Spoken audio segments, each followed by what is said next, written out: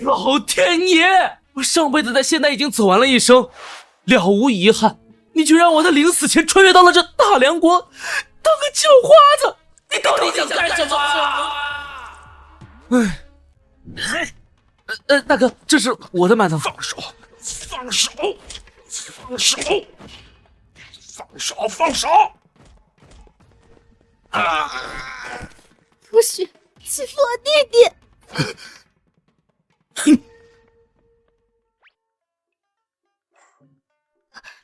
弟弟，吃，快吃！1年了，整整1年了，我甩掉你18次，你每次都能找到我，你可真厉害！我不会丢下弟弟，弟弟去哪我都能找到你，我要永远和你在一起，不分开。我服了，我说了多少遍我不是你弟弟？不，你就是。这样，咱们就这个馒头一人一半，分开各走各路，以后不许缠着我了，听到没？我不要馒头，我要弟弟。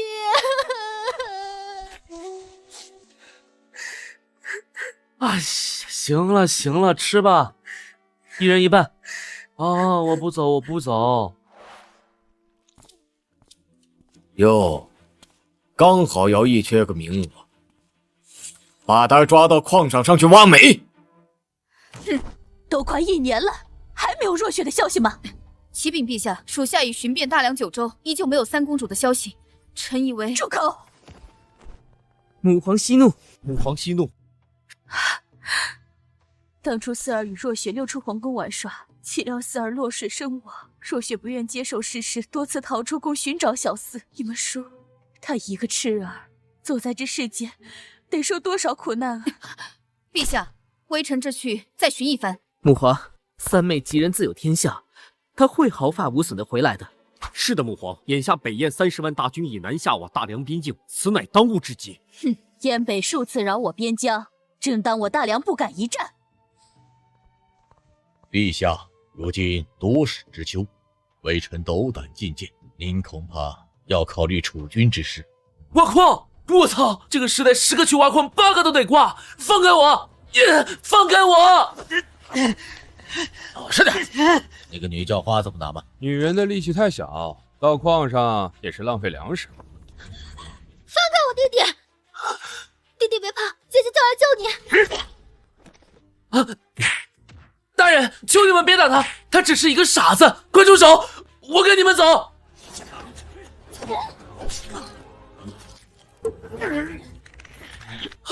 不要！傻子！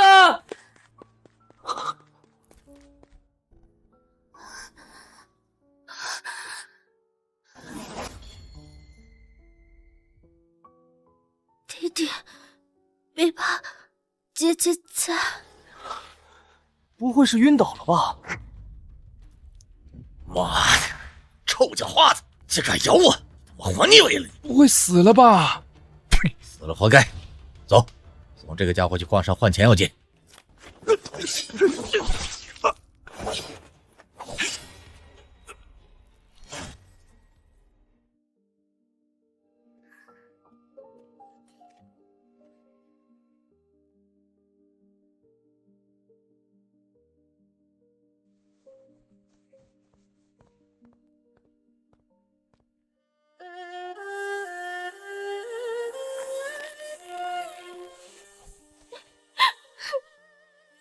弟弟，弟弟，你别丢下我，我好害怕。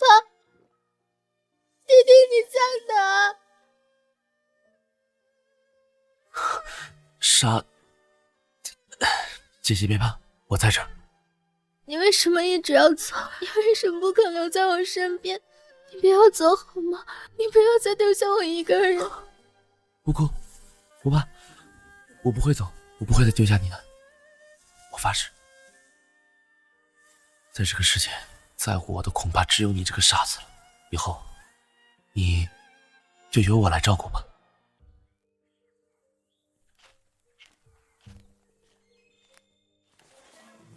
哟，这妞虽然满是污垢，她长得还不错呀。看她身上的首饰也挺值钱，上去探探。嘿嘿嘿，姑娘，你一个人去哪儿啊？我要找我弟弟，你们见过我弟弟吗？见过，见过。来来来，跟我们走，我们带你去见弟弟。好啊，好啊。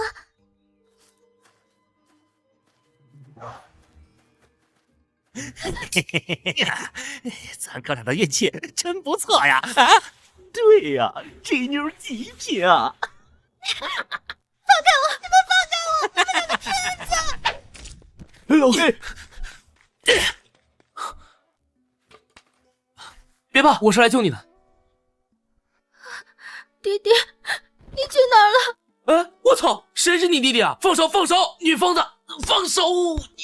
姐姐找你好久好久。弟弟答应我，要跟姐姐一辈子都在一起。好，我答应你，一辈子。我好了，我好了。完了，这是重创后发烧，得吃药才行，不然有性命之忧。唉，这点钱想买药太难了，得出去想办法。你在这里等我，我出去买药，马上回来。弟弟不要走，你为什么要丢下我？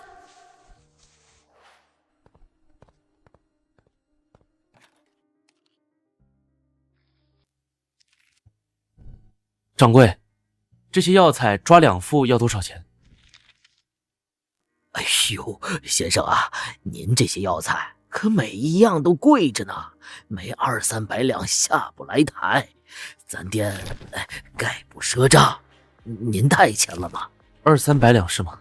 我知道了，你先帮我抓好，我等下就来取。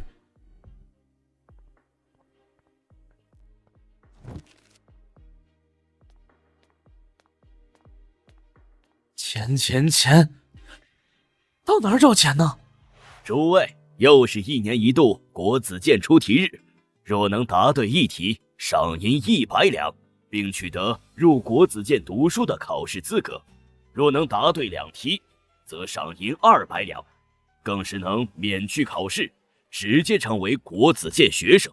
敢问王博士，若能答对3题呢？3题，每年能答对1题者已经寥寥无几，一连3题的更是从未出现过。若能一口气答对3题，赏金100两。拜见祭酒大人。而且本祭酒亲自向陛下举荐，推他入朝为官。哎，有钱赚了！我的女儿，你到底跑到哪里去了？你失踪不说，外族虎视眈眈，你2个同父异母的哥哥更是已经羽翼丰满，窥伺皇位，大臣们又各怀鬼胎，娘亲真的快撑不住了。陛下，慌慌张张，成何体统？陛下，微臣找到3公主了。什么？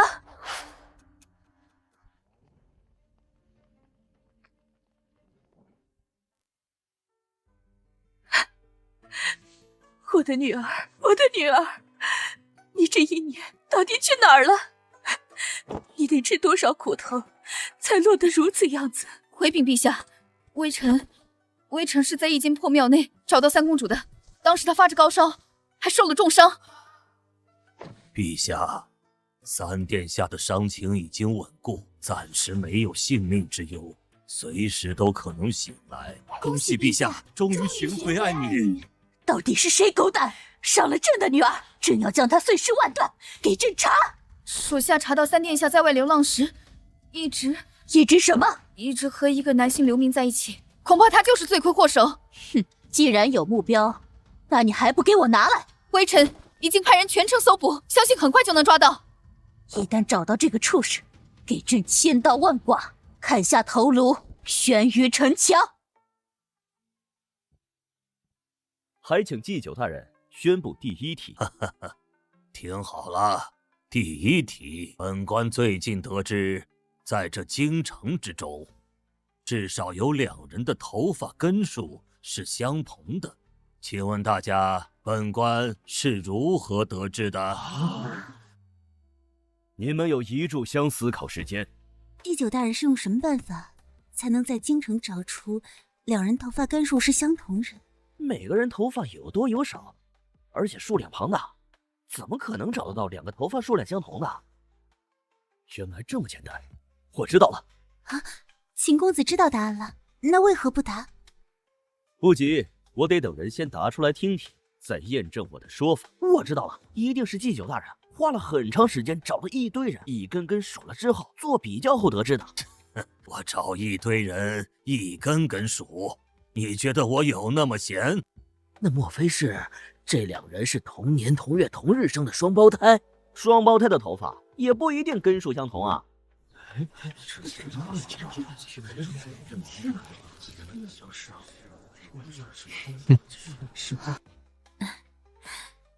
恐怕只有等秦公子作答了。我正有此意。哎，我知道。哪来的叫花子？好臭啊！这里是什么地方？区区一个小叫花子还想来答题？赶紧滚蛋！哎，有规定叫花子就不能答题吗？这倒没有。这个小叫花子很有自信嘛，秦公子不怕他抢了你的风头？哼，笑话，一个叫花子如何答得出来？反正还剩点时间，让他闹点笑话。笑话？哼，听好了，找出2个头发相同的很简单，去流民街看看，那里的流民大多数逃生世子苦不堪言，他们将头发剃得尽可能光，一根不剩，所以在那里头发数量相同的人一抓一大把。原来如此，是光头啊！对呀，光头的头发数量就是相同的。小叫花子厉害呀！答案是否和秦公子一样？哼，让他抢先一步。不过无所谓，还有2题。答得不错，赏。别浪费时间，说第2题吧。好，只有答完第2题，我才有足够的钱抓药。你已经答对1题，赚了赏钱。你知不知道继续答题有个规矩？什么规矩？那就是若答对1题的人继续参加下一题，答对了赏银翻倍，若答错，你刚才得到的赏银则全部没收。小叫花子，赚钱不易，得了赏钱，建议你去置办点衣物，吃顿饱饭吧。无需你操心，请出题。哼，良言难劝该死鬼，等下答不上来，输了赏钱别哭。一个小小叫花子尚有这样的气魄，不错不错。诸位听好了，老夫这就说第2题。玲珑县有个有钱的李员外，膝下有大郎、二郎2个儿子，2个儿子都非常擅长骑术。大郎的马叫做赤兔，二郎的马叫追月，都是速度见长的良驹。而时过境迁，李员外年事渐高，为了选出自己的继承人，便让2兄弟牵着赤兔和追月来到赛马场。李员外说：“大郎、二郎，你们2个骑马围马场跑一圈，谁的马先跑完，谁就输；谁后跑完，谁就赢。赢的那个将继承家产，输的那个便要分家而出。”跑得快的还说，难道比谁跑得慢？这怎么分出胜负啊？哎呀，所以比赛开始后，赤兔和追月就在大郎、二郎的控制下原地踏步，一寸都舍不得往前挪，生怕自己跑得比对方快。结果半天过去，2人还在原地。别说半天了，估计一辈子都分不出先后。所以问题来了，他们2兄弟在这种情况下，到底要怎么样才能以最短的时间分出胜负呢？请诸位认真思考，答题。秦公子可有想法？似乎有点难，容我斟酌一二。简单，我知道，我知道怎么让大郎和二郎分出输赢。哦，你确定？哼，当然。但本官劝你想清楚再答，若答错，本官可是要收回先前赏银的。大人，他不知道见好就收，就让他答吗？我也很好奇，到底要如何才能分出输赢？听好了，大郎和二郎若想分出输赢，其实不难。大郎骑的马是赤兔，二郎骑的马是追月。只要让大郎骑二郎的追月，二郎骑大郎的赤兔，便能很快分出胜负。哎呦，厉害厉害！可以啊，年轻人，你答对了，赏。他们换了马，怎么就分出胜负了？很简单，因为规矩是谁的马跑得快谁输。大郎和二郎骑了对方的马，肯定希望对方输，所以两人一旦换马，便会以最快速度冲刺。原来如此啊，小叫花子厉害，羡慕。他可以直接入围国子监读书了，未来科举上榜是早晚的事情。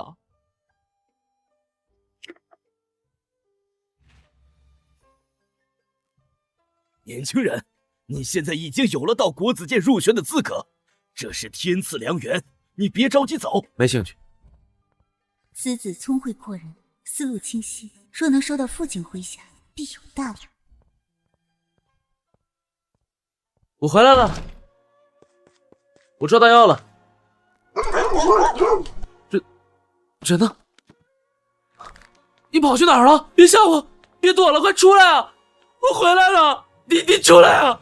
你出来啊！你不是一直要连着我吗？你快出来啊！我错了，你别躲了，我再也不会丢下你了。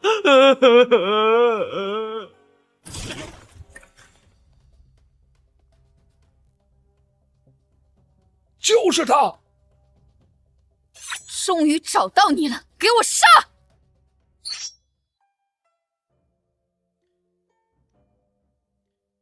母皇，要不您下去歇息一下，有太医和宫女照看。如果您不放心，有武皇二弟亲自守着三位。对，母皇，龙体要紧，您还有诸多国务要处置。若您倒下了，那可如何是好？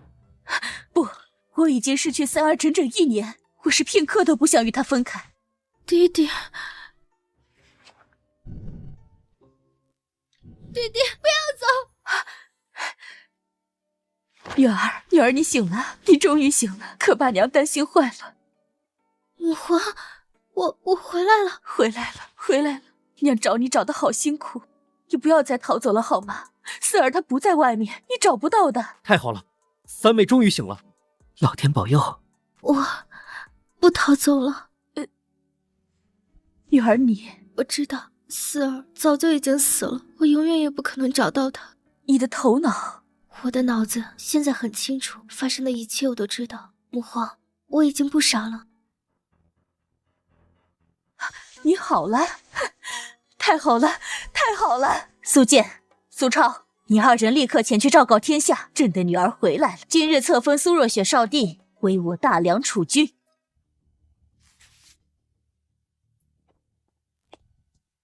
你们二人聋了吗？听不到朕的话了？是，母皇。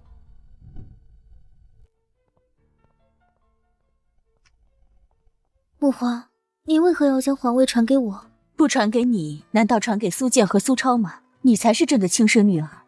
可我是女子，娘不也是女子？而且你四弟极有可能就是他们害死的。这娘还能压制他们，娘要尽快为你培植势力，以后你才能制衡那二人以及文武百官。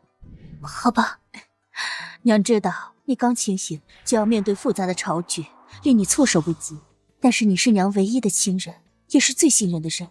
娘虽是一国之君，但娘也需要依靠。女儿明白，女儿不会推辞。女儿，这1年苦了你了。娘已经让小兰去捉拿那个诓骗伤害你的流民，相信他的头颅很快就会呈上来。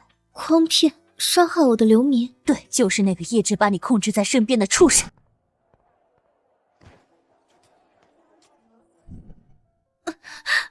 女儿，你怎么了？是那个家伙对你的伤害太大，令你光是想起来就头痛了吗？现在没事了，娘在，娘在啊！不不要伤他性命，娘，你不能伤他性命。为何？因为我刚走丢时差点遇险，是他救了我，是我主动跟在他身边，他也并没有利用我，更没有伤害过我，只是一次次的抛弃我。啊，完了，哑巴！速去找到小兰，一定要留下此人性命。慢着，为何不必？因为活着没意思。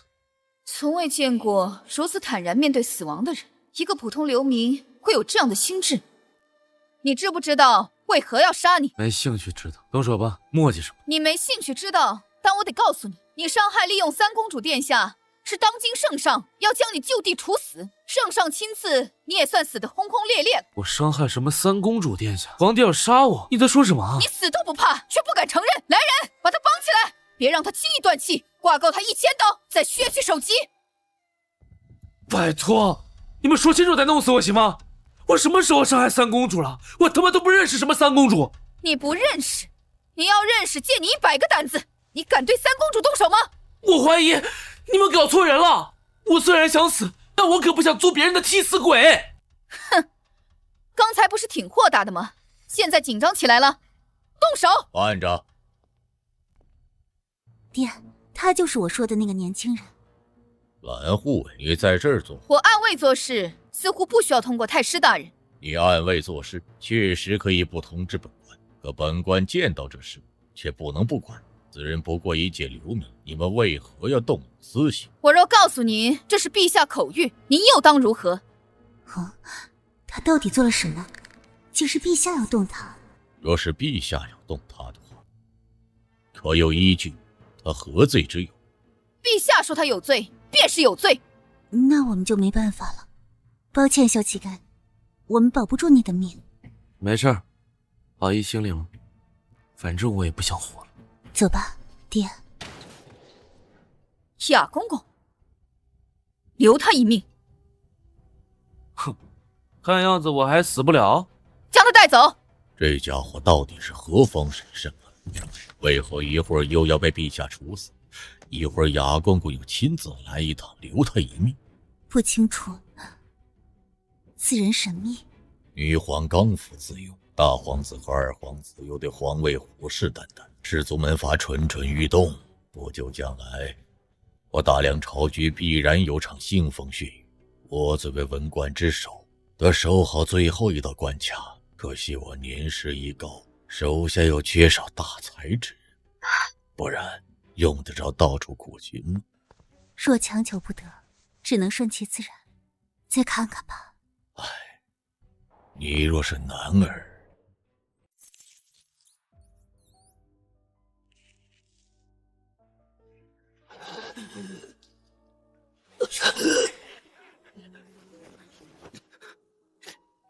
弟弟不怕，姐姐在，谁也不许欺负你。我抓到药了。人呢？我错了，你别躲了，我再也不会丢下你了。果然有些东西要失去之后才会想着珍惜吗？对不起，我对不起。你对不起谁？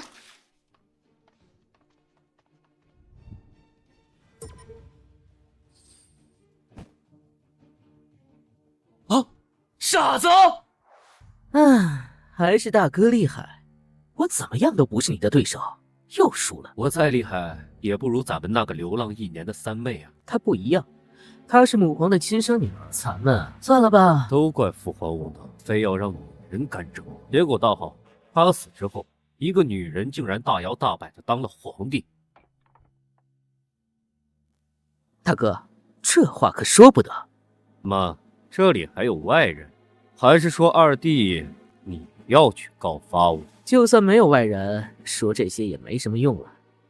毕竟女皇当朝已经是近20年的事实，未来恐怕会一直持续下去。当初老四死了，三妹又傻了，我以为储君之位他会在你我之间选一人，为此咱们明争暗斗这么久，结果他居然，想起来真是可笑啊！所以现在大哥要和我冰释前嫌了？不但要冰释前嫌，而且还要同仇敌忾。敌在何处？这个还需要我明说吗？傻子，傻子，你没死啊？你还活着？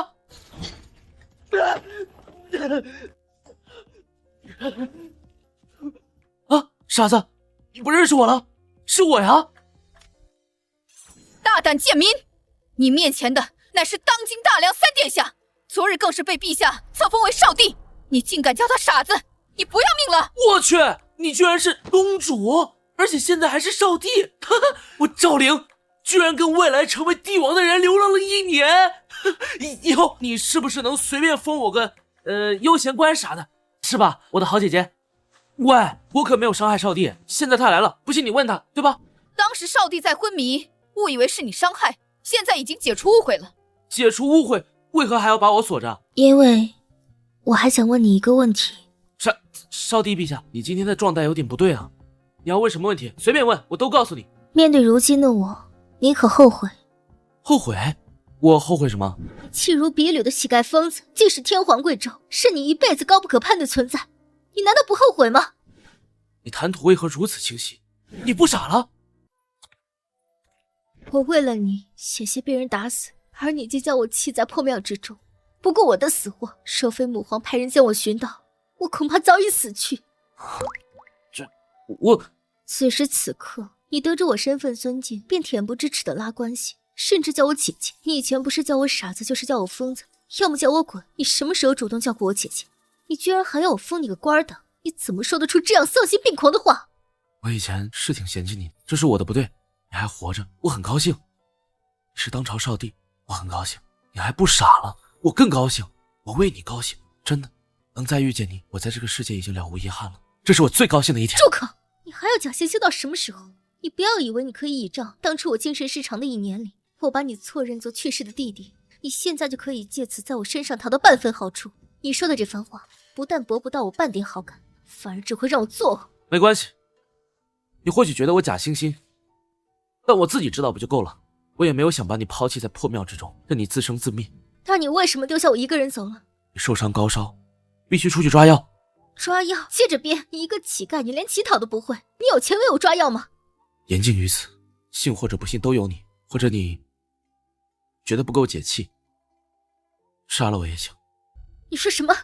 你可以杀了我，一国少帝杀一个乞丐，跟捏死一只蚂蚁一样简单。你别以为我不敢杀。看来少帝很在乎这个乞丐，所以才会如此生气。若杀了他也好，这样至少不会成为少帝的绊脚石。那就动手！我……你记住，你可是要成为帝王的人，以后你必须要杀掉很多人，与你有各种各样关系的人。你可以先杀我练练手，动手啊！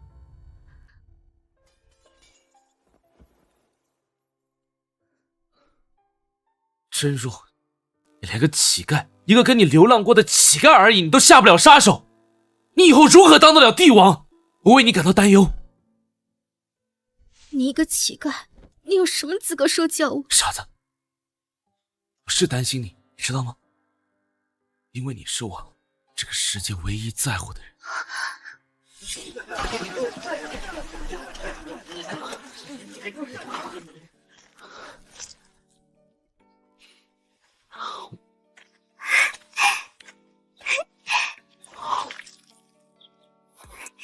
弟弟吃这个。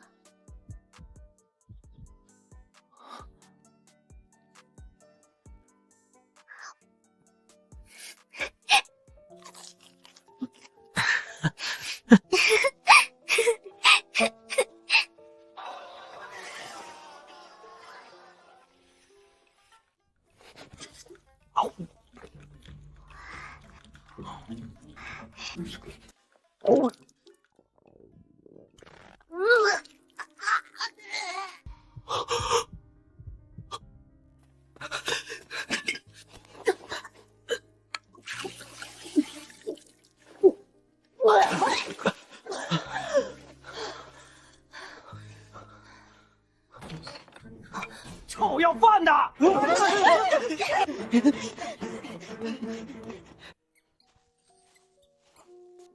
事到如今，你还在说这种话博我同情，我不会上当的。殿下英明，这家伙本就是得知您身份后，想说些动听的话，试图让您心软而已。我说的是事实，我真的很担心你。如果你是忠心的，你就应该知道，你们少帝还肩负不起大梁这杆大旗。陛下还在，少帝成长起来也只是时间问题。时间问题？那问题是还有多少时间？这乞丐的心智果然非常人所及。如果你不杀我，将我留在你的身边，我会为你披荆斩棘，扫除一切阻碍，助你登上巅峰，受万人敬仰。够了！你在这个世道，尚且只能靠鸡鸣狗盗、沿街乞讨存活，独善斗难，却还能放出豪言助我登上顶峰，你醒醒吧！只要我愿意，我就能做到。那就让我期待一下，看看你怎么做到。不过你不要指望我能给你半点台阶，你想走到我身边，每一步都得靠你自己。等我，我很快就来。很快？很快是多快？10年、20年、一辈子？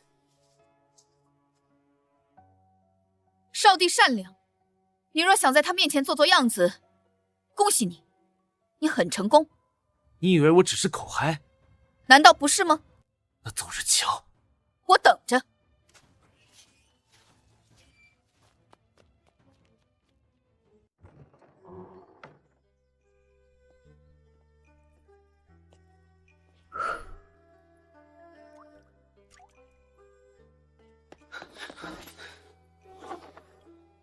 少帝，他怎么处置？放了吧，让他自生自灭。您真不相信他能够走到您身边？一个乞丐想一步一步走到我面前，可能吗？我知道了。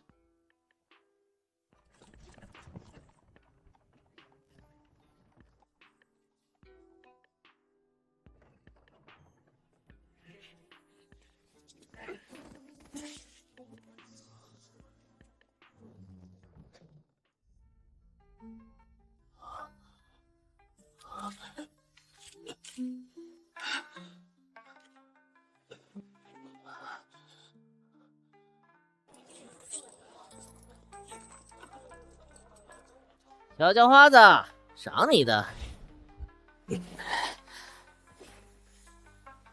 谢谢，但我不是叫花子，还是留给有需要的人。由于第3题比较复杂，所以我给了大家3天思考时间。现在时间已经不多了。我替祭酒大人最后再说一遍题目，那就是用这些有限的屏风围出最大的面积。大家开始吧。我先来。无论我怎么算，我觉得弄成正方形是最稳妥的形状。这里面的面积应该就是这些屏风能摆放的最大面积了。祭酒大人，可对否？错。我来。我计算过几乎每一个形状的平方面积，发现一个重要的问题，那就是一旦屏风摆放的时候产生夹角越大，浪费的尺度就越多，所以在摆放的时候其形状夹角越小，则面积越大。而圆形没有夹角，所以圆形是有限尺度能围出的最大面积。若各位不信，尽管拿尺子来丈量对比。用不着量了，这位秦公子所说乃是对的。啊！之前被个小叫花子抢了风头，现在终于轮到我了。啊！难道这传说中的第3题就这么简单？他是对的，但只对了一半。哎，是那日连对2题那个小叫花子，他居然来了！啊！你不是？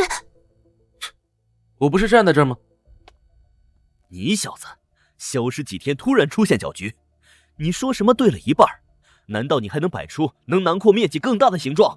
这个年轻人说的没错，秦公子，你确实只对了一半。还有对一半的答案？说实话，这个题目的答案只有咱们祭酒大人知道。我参悟许久，也只参悟对一半，所以我也很好奇。大部分人只要不是很傻，逻辑清晰，基本都能答对一半。那我倒是想看看你的另一半答案到底能比我的大多少？比你大得多，10倍、100倍、1000倍、10000倍、1倍。10000倍，用20米的屏风，你还能围出比我这大10000倍的面积？20米的屏风能摆出差不多100尺见方，10000倍就是100万1方尺，你扯淡吧？祭酒大人，你之前说的话还算数吗？答对3题，亲自举荐入关。当然算数，明日你就随我一起进京。祭酒大人的意思是宣布我答对了？你能说出刚才那番话，自然证明你肯定知晓答案了。他都没说答案，祭酒大人你就说他对了，我不服。不过为了平息他人的猜测，你还是亲自说明一番吧。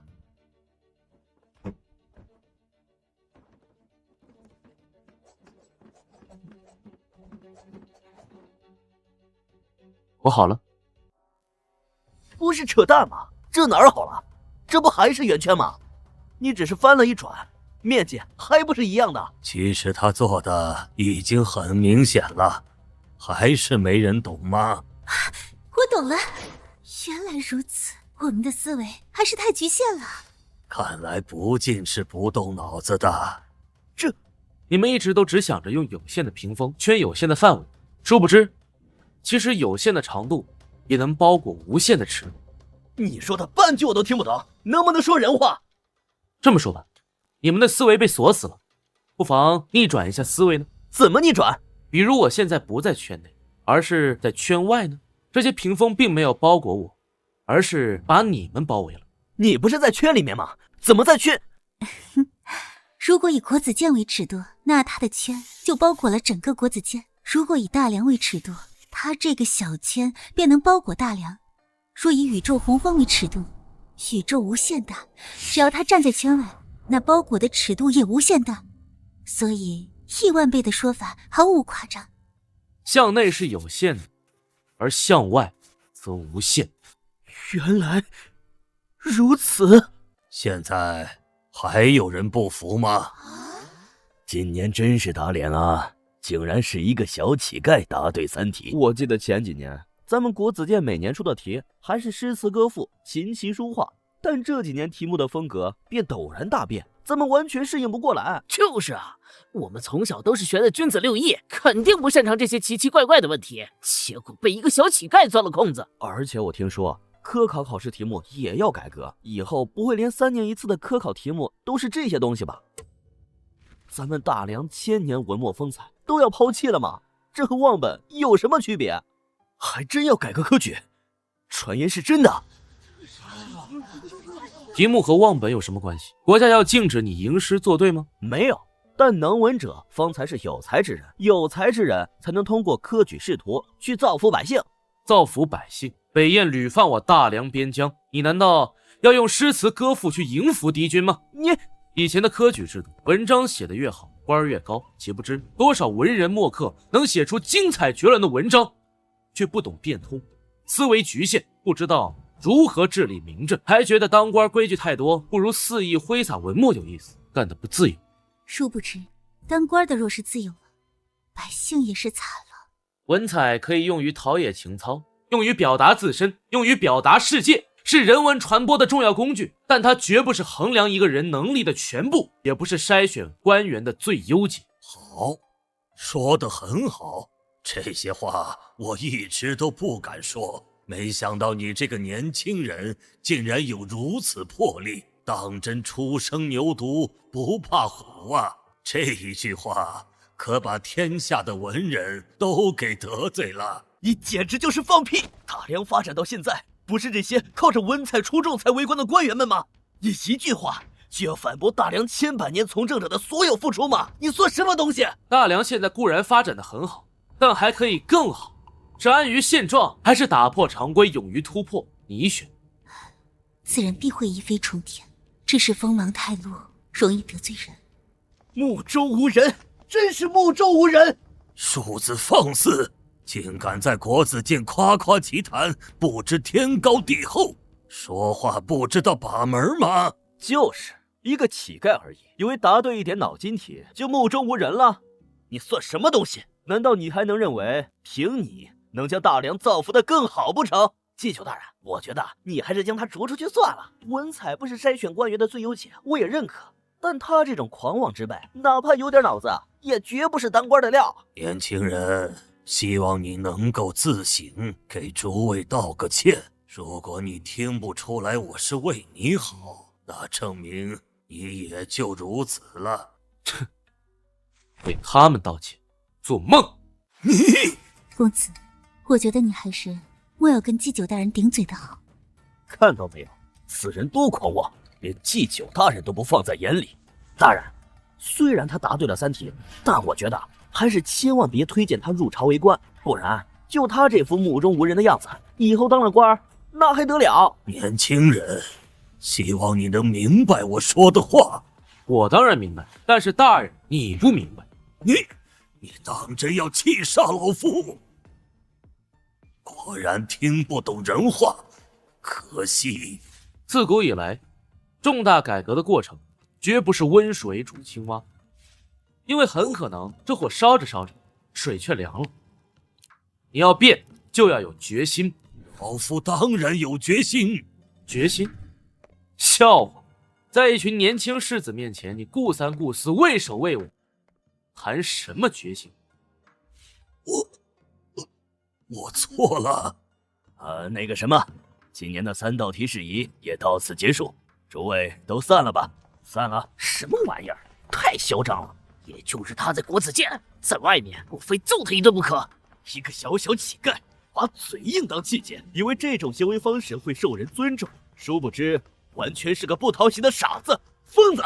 此人如此锋芒毕露，看来是心有目标。他的目标令人好奇。我是不是也该走了？走什么？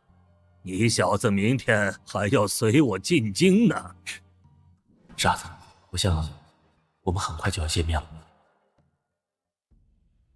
微臣斗胆问少帝，陛下的病情到底什么时候好转？他何时出来治理朝政？母皇让我暂代朝政，有什么事跟我说是一样的。如此，那微臣便说了。今年我户部账目相比去年收缩近70%，已经到了亏空的边缘。根本原因在于整个北域今年竟然没有收到半分税收，而南下别说税收了，为了治理蝗灾，更是耗费3000余万两，入不敷出啊！臣以为如今充斥国库，唯有一个办法。何办法？那就是北域将欠的1年赋税补齐，并收取利息。南域蝗灾一息，所欠税款以及赈灾支出，应当让南域逐步分期偿还，让国库回血。那不可！北燕在我大梁北域边境虎视眈眈，数次侵扰，大有进攻之势。北域的钱都用于边防和为随时可能发生的大战而囤粮，怎么可能还有能力补齐税收呢？南域蝗虫刚刚平息，去年1年几乎颗粒无收，百姓刚刚喘一口气，就让他们偿还赈灾银两，那不会让南域的百姓寒心吗？万一激起民变，你周大人担待得起吗？唉，二殿下这么说，下官也就不乐意了。我也是为了国库，为了大梁朝廷，难道我们要穷到连数十万官员月例、基础民生织造都无法维持的地步吗？你不乐意，但这也是事实。还有大殿下，自古以来，我大梁东西南北皆有动荡，你不能拿这个当借口就不纳税，那和耍流氓有什么区别？大胆！你怎么说话的？好了，朝堂之上，你们吵什么吵？太师大人，您给评评理。好了，吵什么吵？第一次上场，感觉怎样？感觉怎么样？难。觉得难就好了，这就是帝王的生活。所以你得学会善用你手下的文武百官，去平衡，去解决，去治理这个国家。儿臣会努力。陛下，国子监祭酒张纯生求见。张纯生，你确定他要求见朕？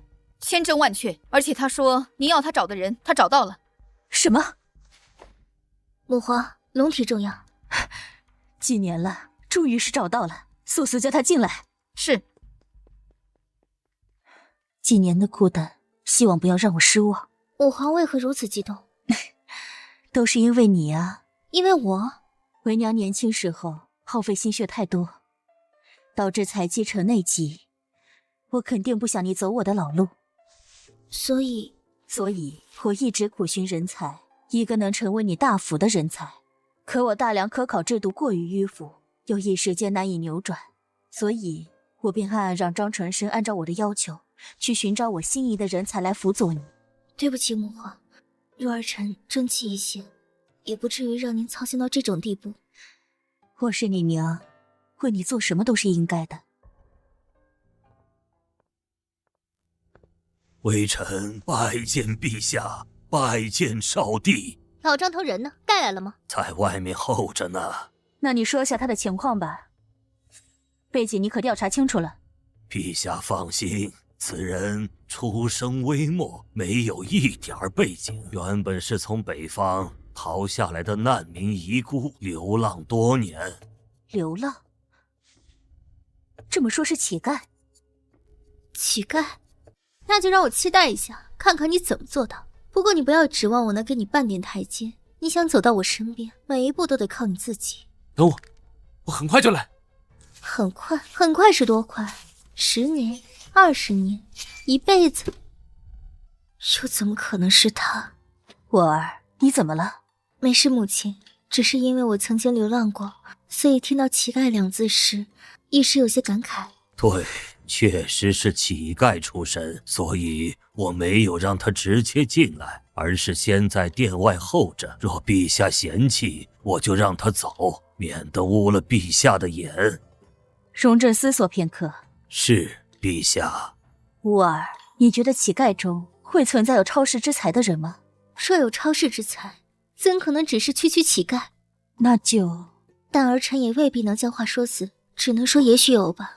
我本来的底线至少是个寒门出身，没想到竟然是个乞丐。若我直接提拔，以他的身份，必然会使我都遭受诟病。但我若因为他是乞丐便拒之门外，恐怕会让曾经流浪过的若雪不好受。还是见见再说吧。他真的连续回答对朕出的3道题。是，陛下，千真万确。那就让他进来吧。进。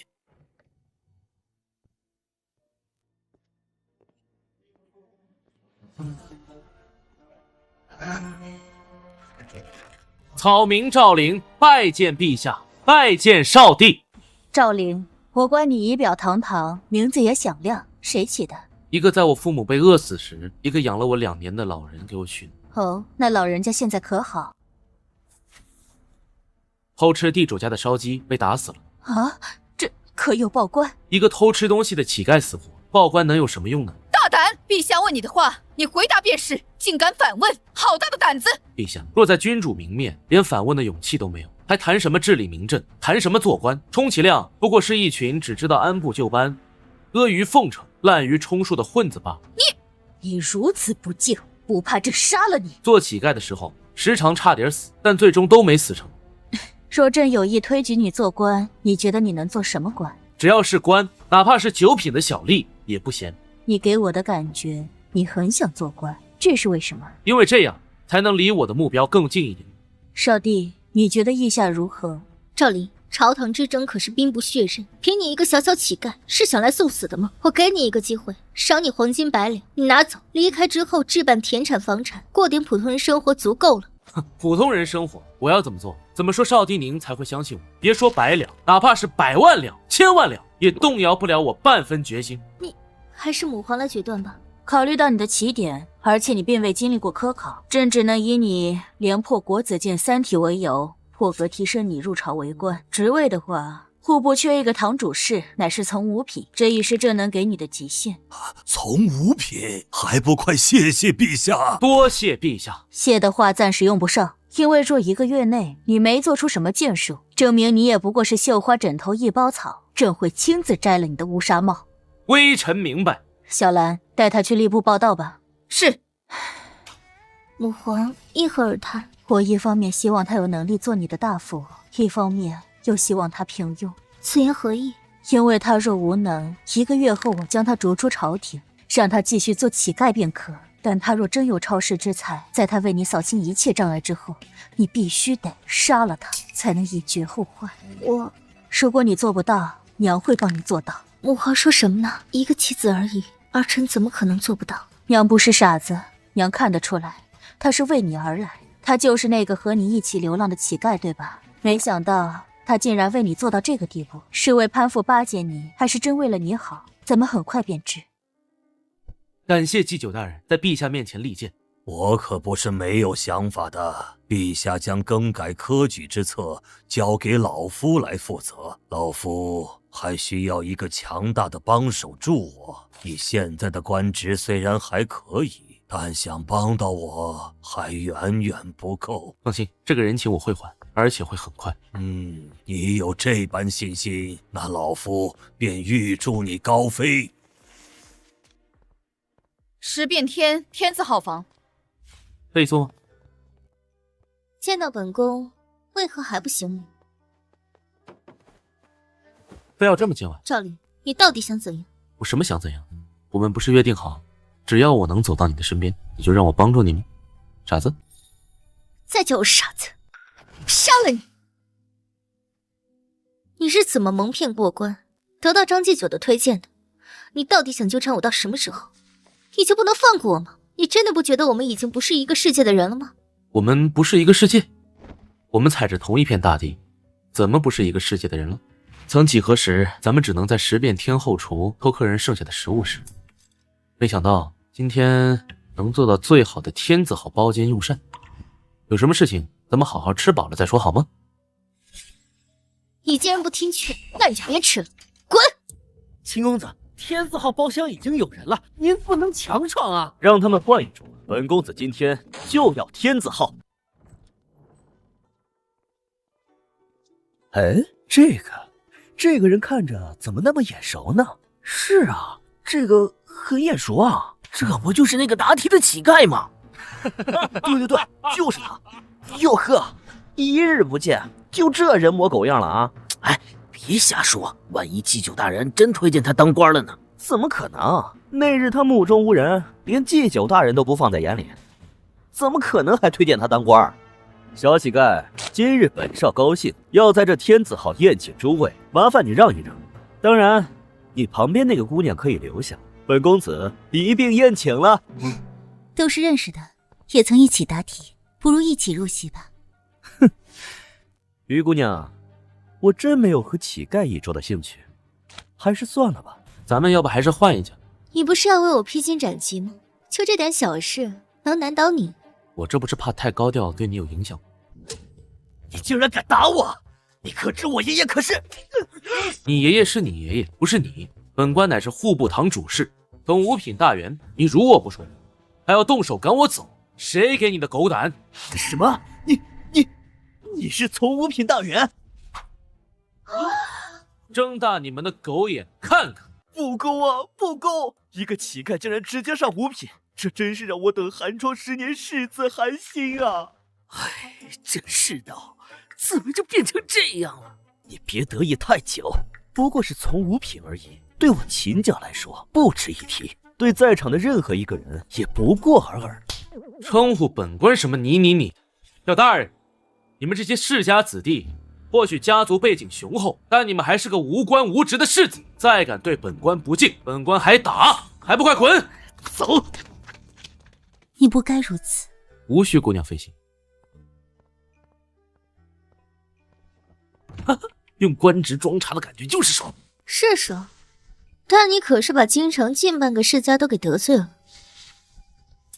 怕的话，我就不会来找你了。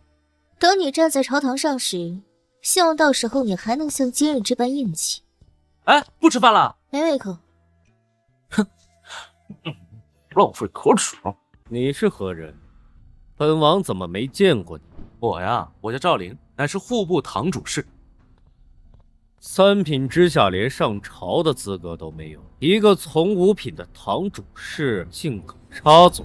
北王莫怪，今日是为国库事宜而来，我得找个助手汇报详情，已经提前写了折子交代过，下官虽然官职不高，但人记得朝堂之上，百官进言乃是常理之事，所以下官是可以插嘴，还请王爷回答下官的问题。您刚刚是要威胁陛下？本王可没威胁少帝的意思。总之，现在没钱偿还税款。为什么没钱？本王刚才不是已经给说过了吗？还是你耳朵聋了，没听见？笑话！北域数百年来一直被燕国袭扰不断，他们哪年不派兵刺史？北域有广阔的牧场，牛羊成群，矿产丰富，一直以来都是我大梁纳税大户。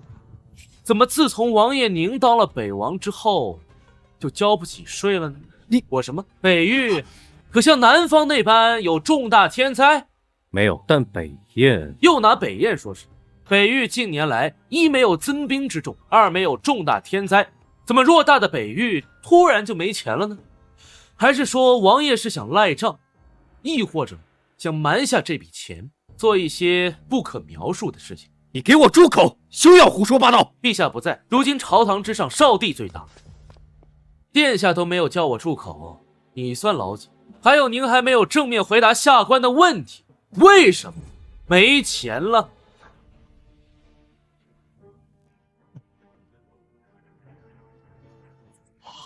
这哪来的小官？这么勇！此人原本只是区区乞丐，没想到居然通过回答国子监3道题反试，并且迅速抓准机会上朝展现自己。未来若不被踩死，恐怕没人能压得住。你信不信？大哥，你莫激动，少帝还在呢。大哥，这位赵大人似乎也说出了本宫的疑虑，你是否能够说明一下为什么没钱了吗？说要屯粮招兵，朝廷会拨款，记录在册就行，但纳税是一个王朝的根本，岂能说话就换？没有可是，这里是朝堂之上，我还叫你一声大哥是尊重你，所以请你也尊重我一下。税款之事，我可以安排筹集一半，以续极限。一半可以，不过剩下一半，我只给你3个月之期。多谢少帝谅解。那小子厉害啊，不愧是陛下钦点的堂主事，真能虎口拔牙。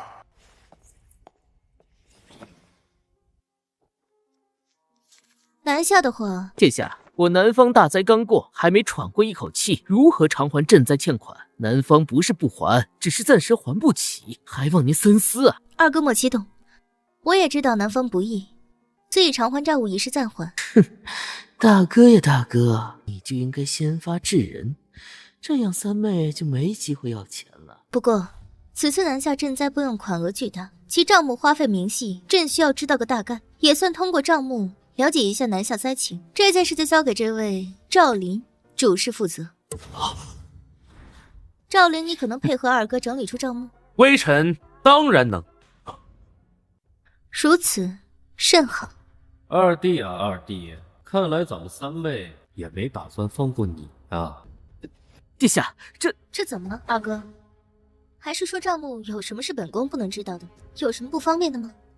这倒是也没有，只是苏若雪这一手打得我措手不及，我根本没时间做一个完美的账目，若一查必有漏洞，到时候若被揭露，即便是我也会被问重罪。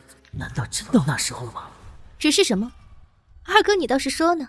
只是虽然南下困难，但王爷也能先偿还一半银两，剩下一半可以等到明年。这样的话，王爷会因为最近筹银两无暇顾及账目，我可以等段时间再向王爷索要账目。是这样吗，二哥？确实如此。那行，我给二哥7天时间筹备一半，效益互补，然后再让赵主事去配合二哥查取账目。是，殿下。若南北各能收回一半，那我户部便能松一口气，但离充盈还差得远，如此仍有误国纲之危。陛下，马上便是我大梁王朝祭祖之日，这可是件大事，所以若收回南北所欠银两，还望尽快支付。我礼部还等着筹备开城。我去，这老东西刚见我户部有点眉头，就来搞钱。二莫急，先看看倒是确有此事。今年祭祖，礼部大约需要耗资多少银两？回陛下，去年耗资1100余万两，今年我大梁拮据，我礼部可以缩减各项，控制在1000万两以内。1000万两，祭祖开支这么大，不能控制在300万以内吗？一些太花费的过程，能否节省一二？殿下说笑了，祭祖历来都是我大梁重中之重，岂能说节省就节省？大梁江山可都是历代先祖打下的，我们节省祭祖，便是轻慢祖先，漠视他们曾经为大梁抛头颅洒热血的付出，必定会让大梁先祖的英灵寒心吕大人，本宫没有这个心思，本宫只是觉得今年情况特殊，而且这开支也太多了。难道殿下是觉得老臣胡乱开支，甚至是手过留有？老臣敢清晰所有账，精确到每一个铜板的开支，望百官同僚监督，若有半分不对，拿我老命相抵。吕大人，话说过了。海师大人，老夫没有过。少帝今日主打的就是一个不相信、不信任。到哪儿来的一个从五品小吏，像疯狗一样在朝堂上乱吠，一会儿质问这个，一会儿说那个。既然如此，我只有先表达态度，免得以为老夫有私心。祭祖必须要祭，这是大梁的传统，若连传统都丢了，大梁的气节都没了。这不知吕大人，你刚才说谁像疯狗？我就说的是你，怎么你听不下去了吗？冒昧的家伙，你堂堂礼部尚书，主管我大梁文墨书礼，骂人的时候，却如扑街老汉，粗鄙不堪，简直有辱你礼部尚书这4个字的身份。你，我什么我？我看你还不如告老还乡得了，免得传出去说我大梁堂堂礼部尚书居然无礼。你，我只是在说祭祖之事，不要东扯西扯的。祖先肯定是要祭奠的，这是我们后人对先人的尊敬。大人你也说了，我们大梁是先烈们用鲜血和泪换来的，如果先祖知道他们的儿孙用他们血泪换来的财富就这么被我们铺张浪费在华而不实的祭奠上，而忽略了国家建设的话，恐怕先辈们会气得棺材板都快压不住了吧。我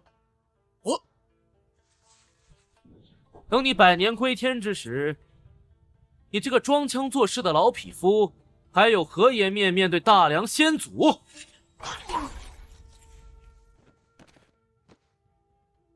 哎呀，大人，您这是怎么了？殿下气血上头，晕过去了。把李大人扶下去休息，并派御医照料。李大人既然身体抱恙，那祭祖仪式，这位赵大人觉得该如何？祭祖之日，我们可以开展庙会，看跳舞，看唱大戏，该吃吃，该喝喝。待到子午时分，中山寺铜钟响99次，闻钟响时，全程静默无声，心中惦念即可。胡说八道！祭祖变成开庙会，两者岂能混为一谈？钟响之事默哀，倒是好主意。可祭祖可是肃穆之事，当日还是庄严一点，庙会就免了吧。太师大人，如果您有一天不在了，你希望你的孩子在想念你时，更希望他们如何？我更希望看到他开心、快乐、高兴。我想，我大梁先祖也定是这么想的。我们活得开心，百姓安居乐业，何尝不想让他们先祖知道？这么说的话，老夫支持这位赵主事的提案。好啊，甚好。办庙会那根本没多少开销，1.8千两就能搞定。当下国库收紧的情况下，我户部强烈赞同。我也赞同。那就这么决定了。岂有此理！哪儿冒出一个疯子？什么背景？竟敢在朝堂之上乱咬，让我一口气各损失上千万两！这人我已经调查过了，据说是个乞丐，但在国子监答题时脱颖而出，被举荐入宫。乞丐？竟然是乞丐，居然能直接入朝为官，有没有搞错？他必须死！我立刻安排。哎，大哥不可，他刚与我们有矛盾便死，这不是直接让人怀疑到咱们头上吗？兵来将挡，水来土掩，他必须死！若不现在快刀斩乱麻，以后必然祸端不断。二弟，这个道理你应该比大哥懂。当初若不是心软指动了老四，把苏若雪给留了一命，还会有今天这副局面。行，那就按你说的办。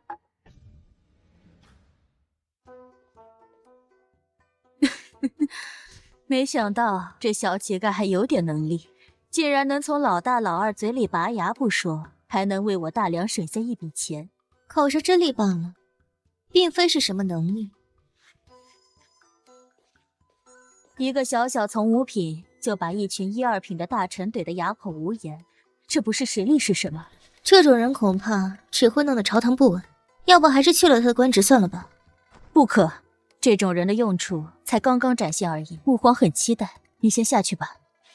小兰，把赵林叫过来，朕要单独见见他。是，陛下。微臣见过陛下。赵大人昨日朝堂之上英姿飒爽，朕已有耳闻，实在佩服。不知道微臣是否达到陛下的预期？还行，不过你现在从五品连上朝的资格都没有，朕亦不能因为你只是言语说服老大老二偿还欠款，就给你升官。所以你还得尽快想办法立个大功。微臣已然有了准备，陛下放心。对了，有个问题朕萦绕在心中许久。朕只知你四海为家，但却不知道你家乡在何处，你还记得吗？赵灵当然记得，那时我和陛下您是老乡。老乡？难道不是吗？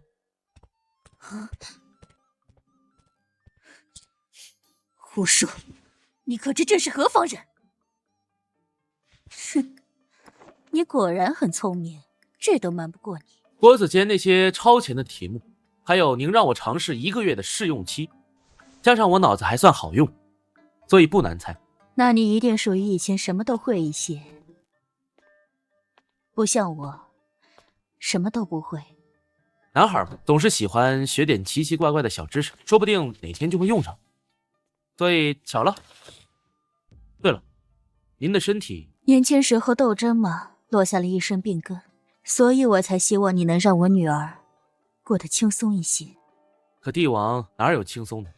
她做个逍遥公主，可比帝王好。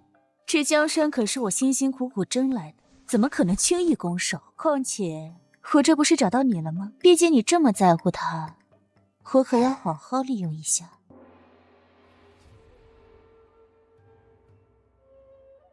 你和娘聊了什么？没想到我和陛下是老乡，随便聊了几句。陛下，杨国言时已到，让他进来吧。言使？什么言使？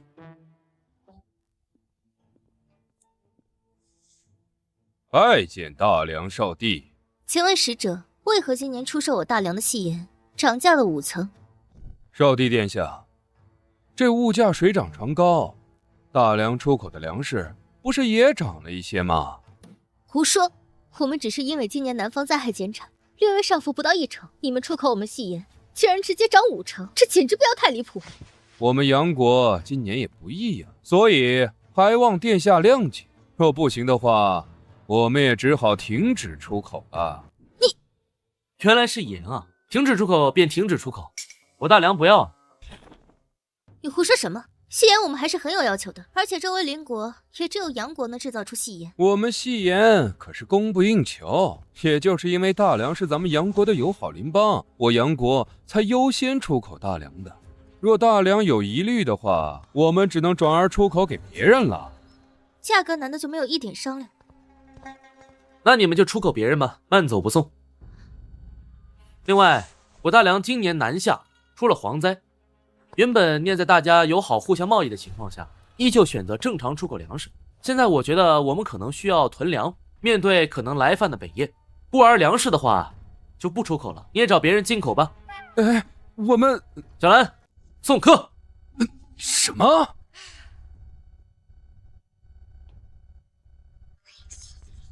抱歉，严石，这只是一个小例，不懂规矩，还望勿怪。哼，若人人都像他这么不懂规矩，那大梁还谈什么礼仪之邦？还望殿下加以处罚，免得传出去给人留下口舌。让你胡乱插嘴，这下好了，我不得打你几十板子才能平息此事？呵呵，礼仪之邦是对待真正有礼仪的人，而不是对待这个敲竹杠的。小兰，我下去打。慢着，你们看这是什么？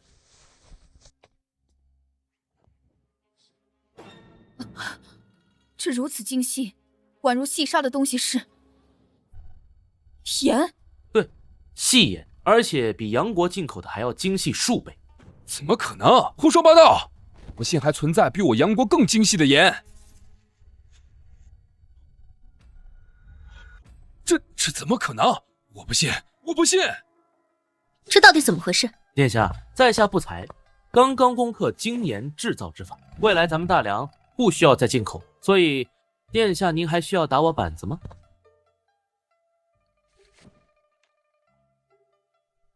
既然如此，那你刚才说的话是实话，就算不得无礼，板子自然便不用打了。多谢殿下洪恩浩荡。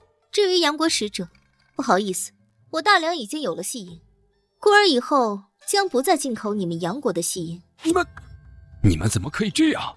明明每年都要进口，怎么能突然不进口了呢？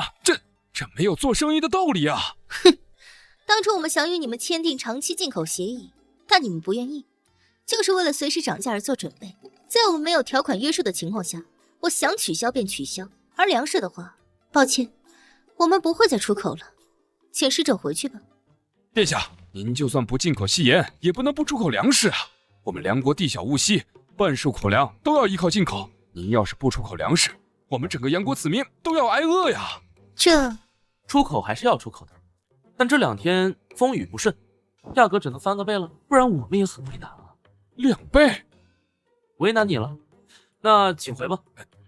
2倍就2倍吧。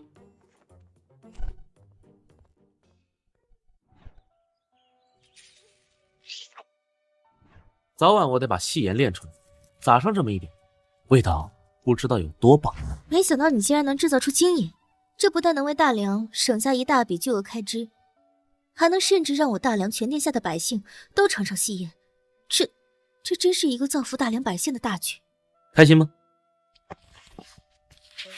还行。那原谅我了吗？永远不。你抛弃我的事情，我永远会记在心里。我真没想抛弃，那次只是误会。你说误会就是误会，那你之前撇下我的18次都是误会吗？我满世界的找你，满心里只有你，而你只想把我撇弃。你好狠的心！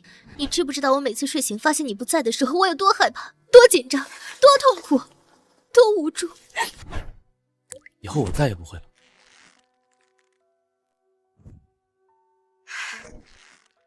别以为你把我解决1个2个麻烦，我就会原谅你。我没有这么以为，我只是做我该做的。与我之间，乃是君臣之别，请你认清自己的身份。我知道我还配不上你，但我会努力，迟早有一天。住口！你能走到这里完全是运气，你能炼制精盐也只是凑巧，你根本一无是处。那好吧。不过你这次确实立功，我赏罚分明，我可以给你一个官职，3品以下你可以选。那就礼部如何？为何是礼部？你刚把礼部尚书李昌气的吐血，你去礼部无疑是找死。我得再立大功，礼部是下一步。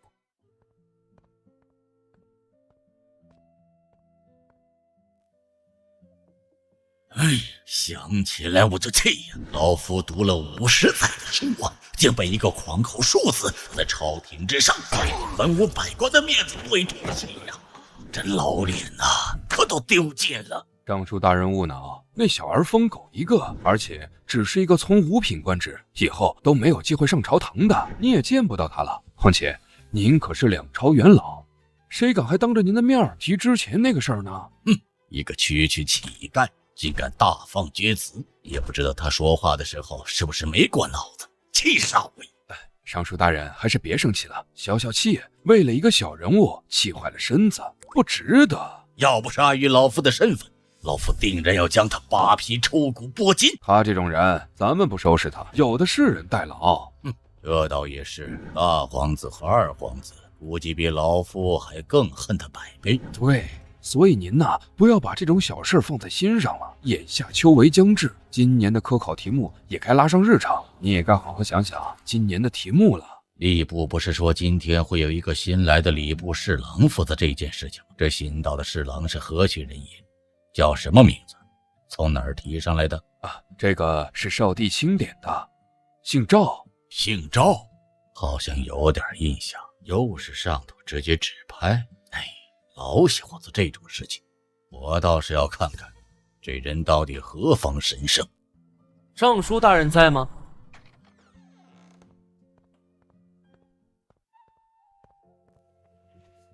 尚书大人在吗？是你？是他？哟，大人在啊！加官赵灵，见过尚书大人。你来我礼部作何？赶紧滚！老子不想看到你。他就是那个气您的人。别急，大人，兴许他是来道歉的呢。哼，你若是想向老夫认错，那就立刻给我跪下3天3夜，老夫兴许会原谅你3分。道歉？什么道歉？我做错什么了？你不是来道歉的。我当然不是为了道歉而来的。那你可以滚了。我也想滚，可是滚不了。你什么意思？忘记自我介绍了，下官赵灵正是刚刚调任过来的新任礼部侍郎。吕大人，您的直属下司。什么？没听明白？那我再重复一遍。不用了，老夫的耳朵还没聋。这真的是胡来呀，胡来呀！你居然成了礼部侍郎，天理难容。大人莫慌，你这种人竟然直接连跳2级半，从5品到正3品，这怎么可能？除非你有做出了惊天贡献，否则不可能这么跳跃。在下不才，最近我大梁已经攻克戏言制作之法，大人您知道吧？当然知道，此乃我大梁之福。不好意思，那就是我发明的，所以少帝陛下给我升了职。什么？不然你以为我是怎么连跳2级半的？匪夷所思啊！戏言的制造竟然被你这种人给攻克的。惭愧惭愧，一时大脑开花就给制造出来了。好了，此事休题。秋闱将至，今年题目未出，所以大人要不跟咱一起开个会先？题目我已经拟好了，还请大人过目。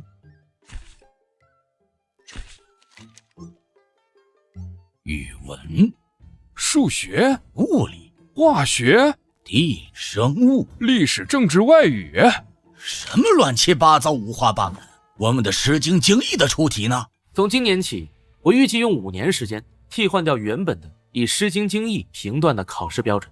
这些学科将由国子监为首，还有翰林书院、弥山书院等全国的书院开展新课程的思想学习模式。考试排名改为各科汇总，总分制。这个大人您能理解吧？你要在5年时间内改革科考？对，3年一考，从今年起变成1年一考。今年第1年，新科目占比总分数的20%，传统科考占80%。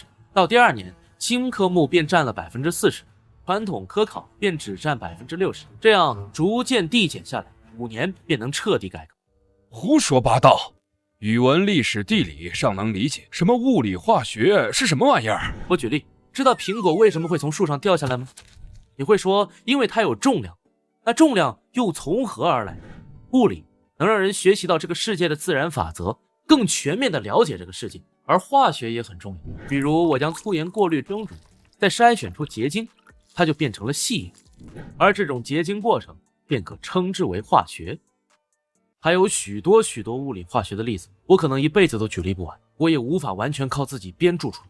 我没有分身术，我只是提出概念和大范围，剩下的让学者、学生、天下人都参与进来。我需要帮手，我们并不是要摒弃诗经经义，我也从未轻视。我们将它们编整到语文中，即便在未来，语文都是一个总分占比重大的学科，但它不是全部。而学生也可以根据自己喜好选择学科，让学习变得多样，让我们大梁年轻人思想变得更加丰富。我只想送你2个字：荒谬。我只要还是礼部尚书的一天，我永远也不可能支持你。唉，看来我确实是太天真了，天真到以为能说服你这种老古董。改革科举不知道会搅动多大的风云，大梁各家书院也绝不允许，天下墨客也不会允许，所以他肯定做不成。不如您让他放手去做，届时失败后，少帝和陛下必然大怒，没准将他打回原形，将他重新变为乞丐。到时候您不但恶气出了，还免得跟他在这件事情起争执，毕竟他现在算得上是红人。言之有理。年轻有抱负是好事，当然只是抱负不行，你得完成。老夫有心全力支持你，又怕晚节不保，所以我可以在文书上不阻碍你的工作，其他的你自己操办。你觉得意下如何？如此，多谢尚书大人。好好干。你们都是我从北域挑选出来的精英，我要你们3日内将其斩杀，不留一点证据，并且逃回北域，能做到吗？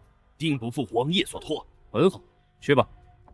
王爷，礼部侍郎赵林求见。什么？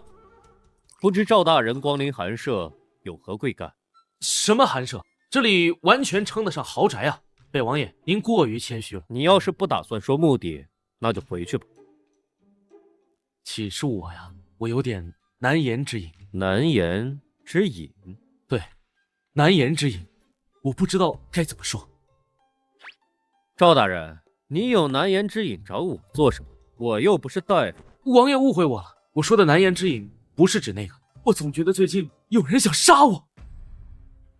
我最近感觉得罪的人有点多，总觉得有人想害我，每天晚上都害怕的睡不着觉，这种感觉简直太折磨人了。怎么会呢？赵大人现在风头正劲，可是少帝殿下身边的红人，谁敢动你，那不是引火烧身吗？我一个毫无背景之人，敢动我的人多了去了。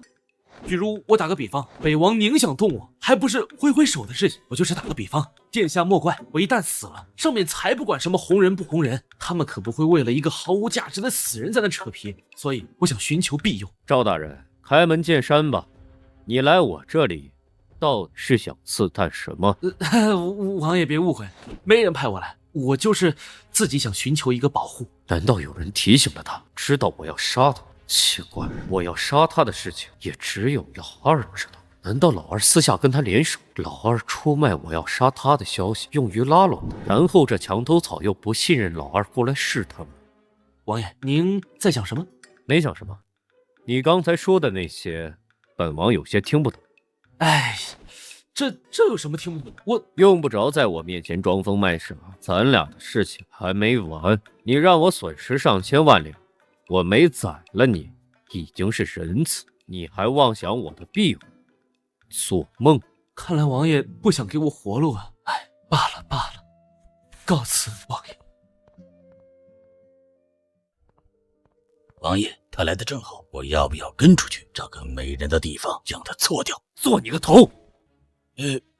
属下不解，咱们刚不是要杀他吗？他前脚刚从我王府走出去，后脚就被人杀了，是头猪都会怀疑到我身上。虽然我并不怕被怀疑，但这实在太明显了，而且保不准这小子已经跟老二联手，现在在试探，到时候我要是对他出手，老二说不定会趁机将我一军。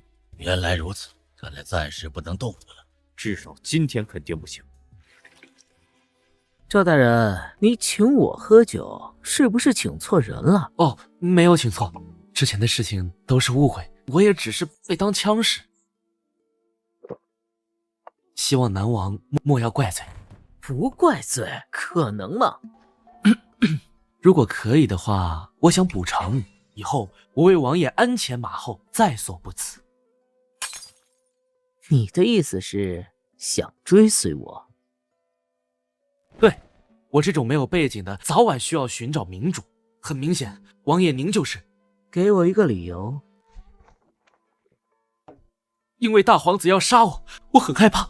少帝呢，又是个女人，不太信任我。依我看，还是南王您最有前途。我怎么知道老大要对他动手？老大下手暴露了？不对呀，老大想杀这么一个毫无背景的人，应该不至于收手吧？难道是老大忽悠我要杀他，然后让他来试探我的底？还是说是母皇那边派来的？这种人鬼才信呢。赵大人说笑了，我不过是臣子，有什么前途啊？至于您，我这庙太小，你找别人去吧。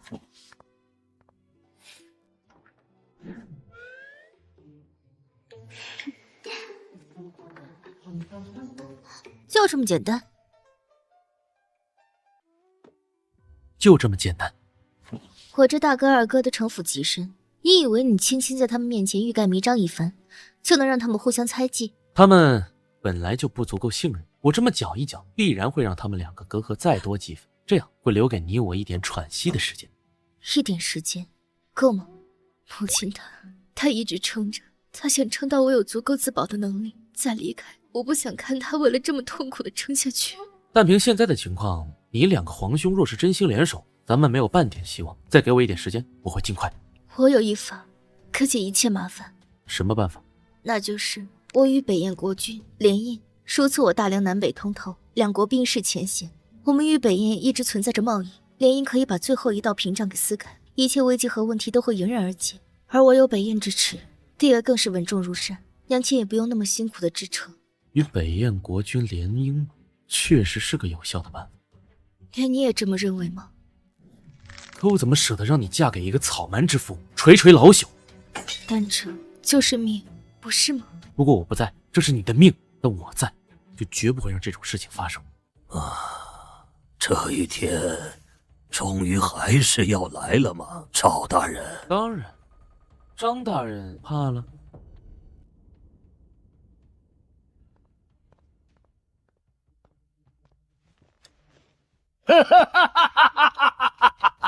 我怕什么？我是怕你怕。那帮家伙可是在外面等着呢。改革科考这个事情一经宣布，已经引起轩然大波。反正我已经力排众议，让我国子监全力支持，但其他的只能靠你了。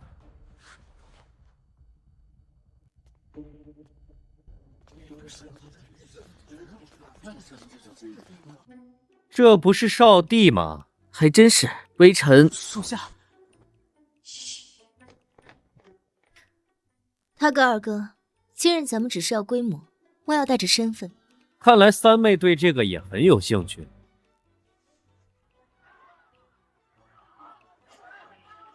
没想到这次要改革科考，竟然把这么多当代大儒都轰动来了。翰林院大学士秦钟，秦录书院张子霖，礼部尚书吕昌，北慈圣庄飞扬。这庄飞扬当年可是连续2次高中状元，但都拒绝入门。大梁半数才人皆汇聚于此，还有南诗仙柳清风，他们的文字风采我都非常喜欢。这次玩得很大呀，不知道赵大人该如何收场。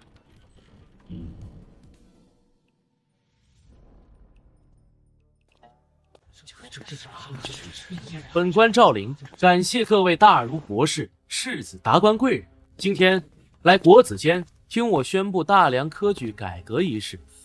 你就是赵林？您是？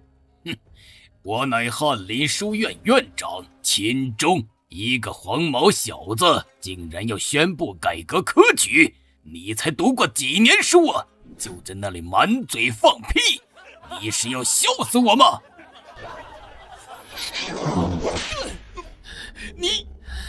你竟敢打我！我翰林院学子何在？爷爷，你没事吧？你翰林院院长区区从3品官职，竟然在我面前大呼小叫，以下犯上！老子是礼部侍郎，正3品，大你1级。我庶子狂妄！你又是何人？我乃岳麓书院院长张子霖。那你官更小，只有4品，你也要以下犯上了。我和秦院长虽然官职不如你，但教书育人几十载，门徒遍天下，不乏达官贵人。你如此目中无人，就什么都不怕吗？我怕个毛！我怕我就不会站在这里。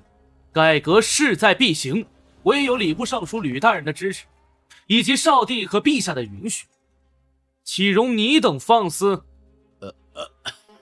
我也只是配合赵大人而已。赵大人是主推动者，与我无关。这小子胆子也太大了，竟不把任何人放在眼里。他当真不考虑后果的吗？别说吕大人同意，哪怕少帝是陛下，我庄飞扬断然无法接受什么科考改革。我柳清风也不认可。北慈圣南师仙都站出来了，还有我代表京城士子，不同意科举改革。什么文科理科，什么学好数理化，都不如《诗经》精义奥妙。我们不需要这些外门邪道。国子监遵循的是国子监的事儿，与我们无关。对，我代表岳麓书院不同意。哼，我代表翰林书院不同意。这赵大人怎么办？我就说没那么容易，现在看你如何收场。大人等着看好戏就成。爹，我们要出声支持吗？若现在出声，无疑引火烧身，静观其变吧。这比我想象中的热闹啊！三妹，你担不担心赵大人？这帮读书人骨子里还是有狠劲儿的，万一赵大人被他们激动给打死的话，恐怕会成为千古笑柄。赵离，也就这点手段吗？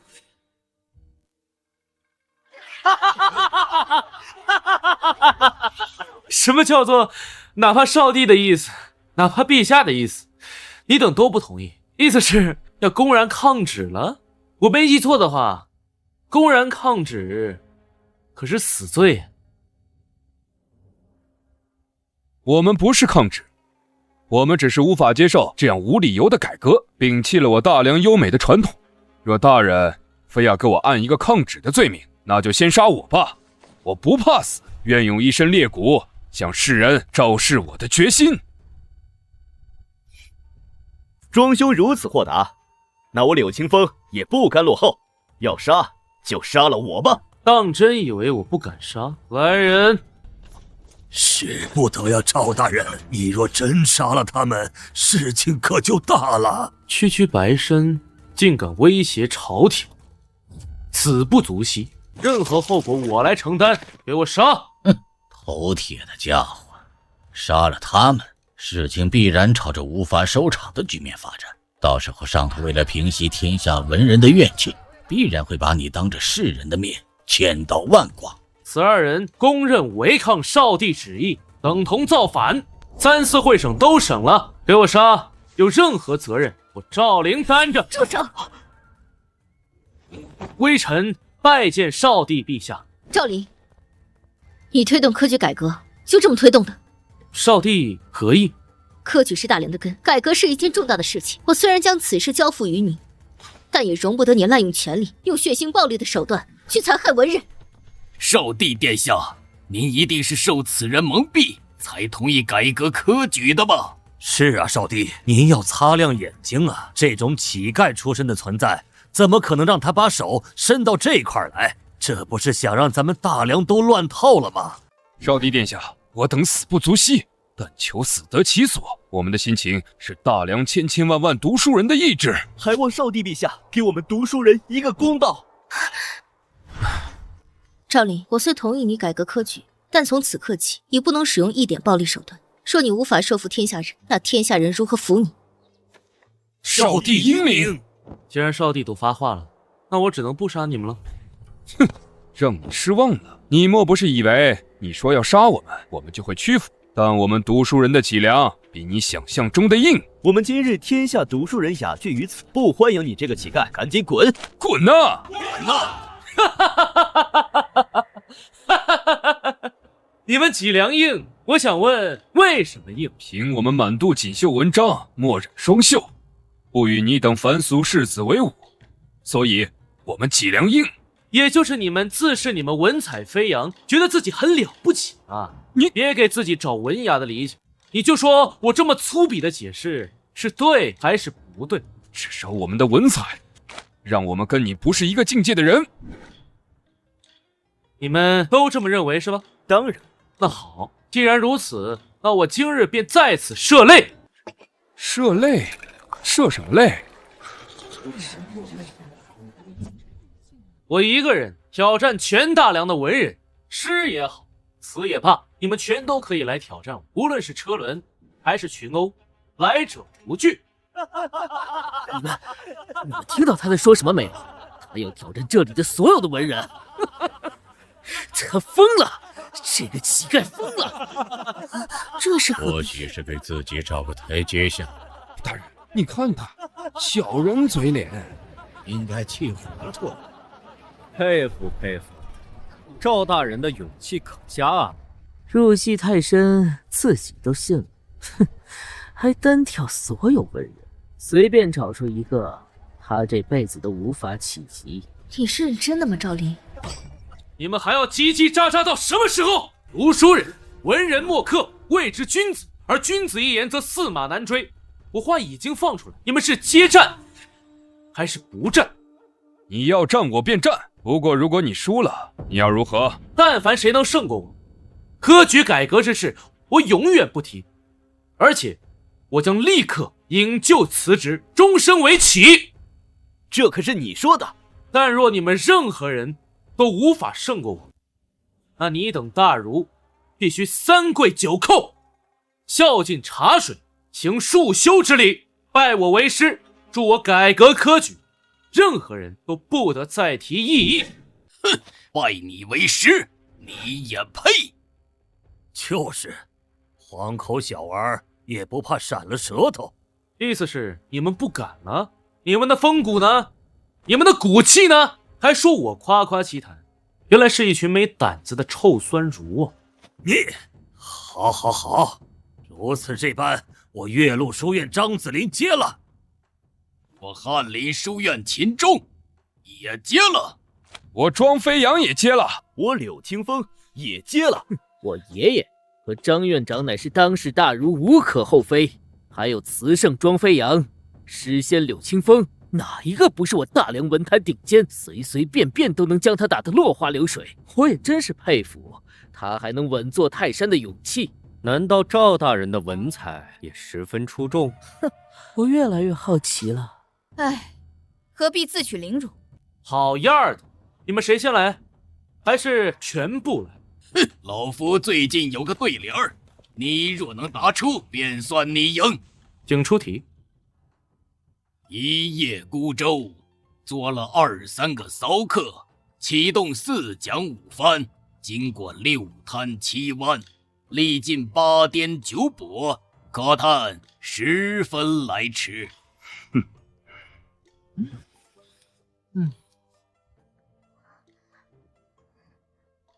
就这，听好了，10年寒窗，进了9、8家书院，抛去7情6欲，苦读4书5经，考了3番2次。今年一定要中！打出来了！怎么回事？这就对上了？好像对的没毛病。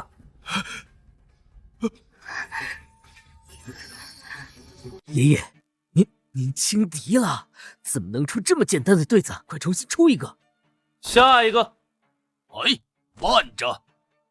怎么，堂堂翰林院院长要赖账？我刚刚那联儿太简单了，我想重新出一。下一个。没关系的，爷爷，只要他输一次，他还是输，您只是大意了。我来，没想到你还有2下子，但这次我不会像秦院长那么轻敌，我也用对子。节约时间，速说。听好了，烟锁池塘柳，烟锁池塘柳，这不是翰林院100年未解之联吗？怎么拿到这儿？对不出他就输，而且愿赌服输，没有后悔的余地。五行铃每个字代表一个属性，而且又能构造成一幅绝美的画卷，想对出来千难万难。哎呀，闹剧止步于此喽！烟锁池塘柳吗？你听好了，炮阵海城楼。炮阵海城楼？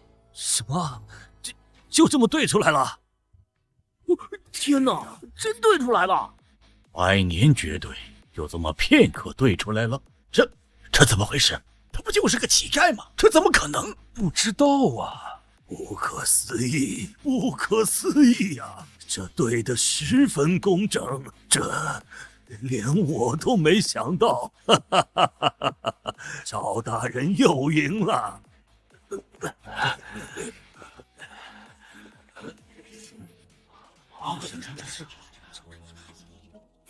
殿下，这赵灵竟然还有这本事！仙许是他运气刚好知道，百年未解的对子，岂是他说知道就知道的？赵灵，我与你朝夕相处一整年，我怎么觉得我才开始认识你？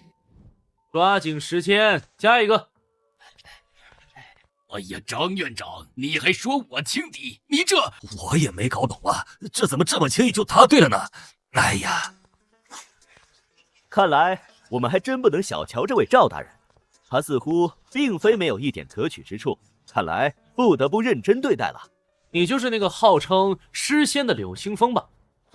天下人给的虚名而已。虚名？我看你还挺享受这样的虚名。我觉得不该叫虚名，虚伪更合适你。你不扯淡了，出题吧。我等文人皆是高风亮节、高处不胜寒之人，你懂什么？你懂不懂我背负诗仙的名头需要承担多少？你知不知道我内心有多么孤独？你的孤独？那你可知我的孤独？既然你我都是孤独之人，那你我便在一炷香之内以孤独为题作诗一首，如何？如你所愿。我已经做出来了。这么快？对，就是这么快。这人似乎并非草包，说不定真能出世。不过这么短时间，能出什么好东西？那行，你可以先吟你的，我时间充裕，我不急。柳兄，你可别阴沟里翻船了。我对自己的作诗能力还是有自信的。他这个人脑子转得快，之前国子监出了几道歪脑筋题都被他答对了，所以对对子应该也是他刚好擅长的领域。但作诗不一样，那得有底蕴、有情怀、有思想的人才能做出来的。他估计能做首打油诗就不错了。作诗的话，柳清风虽然年轻，但老夫也相当佩服。这取决于他从小的经历。至于赵大人，哎，不提也罢。好了，诸位莫要讨论，还是听赵大人先吟吧。啊，对，殿下说的是，咱们先听听赵大人能吟出怎样的诗，这说不定能让我等惊如天人呢。孤独。千山鸟飞绝，万径人踪灭。千山鸟飞绝，万径人踪灭。这两句开头感觉不错。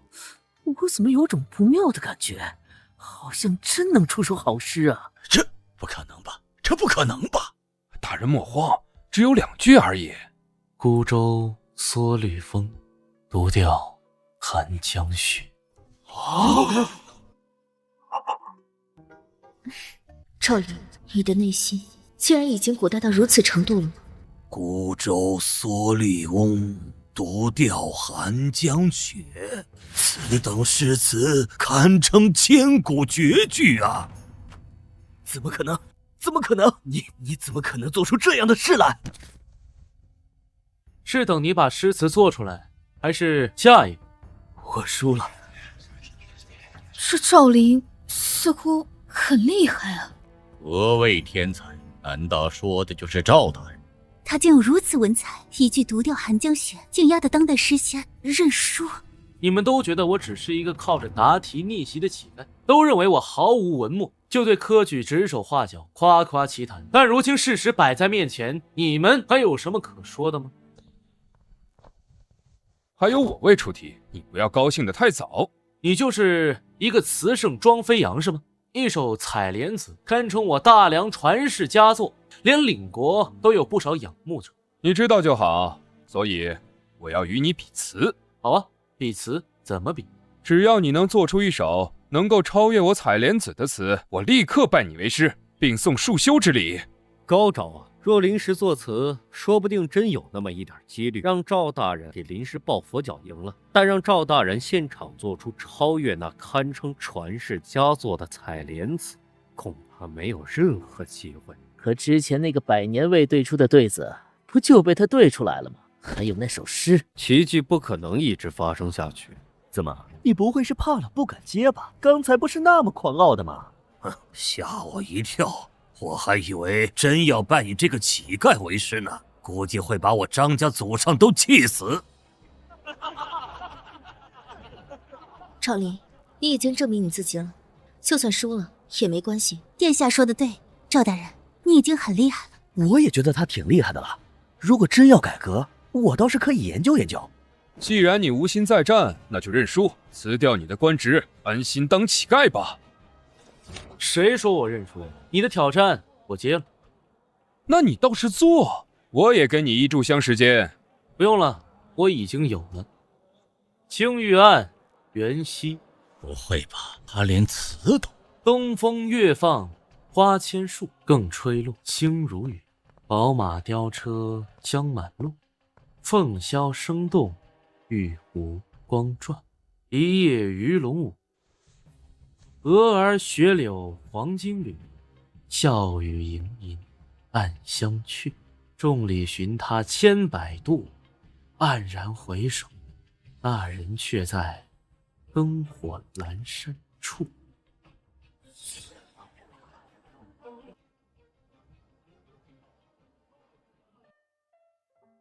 殿下，您怎么哭了？好诗。对，确实是好诗，而且我觉得赵大人这首诗是专门为您创作的。赵林，我不是不知道你的心意，只是我无法原谅你的抛弃。母亲她也永远不会允许你和我更进一步。对不起，赵林，我们有缘无分。我已经无法用言语来形容我的心情，感觉读了一辈子的所谓锦绣文章白读了。今日无论是诗还是词，都让我见识到了何谓绝顶的存在。这样的人能站出来推陈出新，还有谁敢不服？难道我真的老了？完了，天塌了！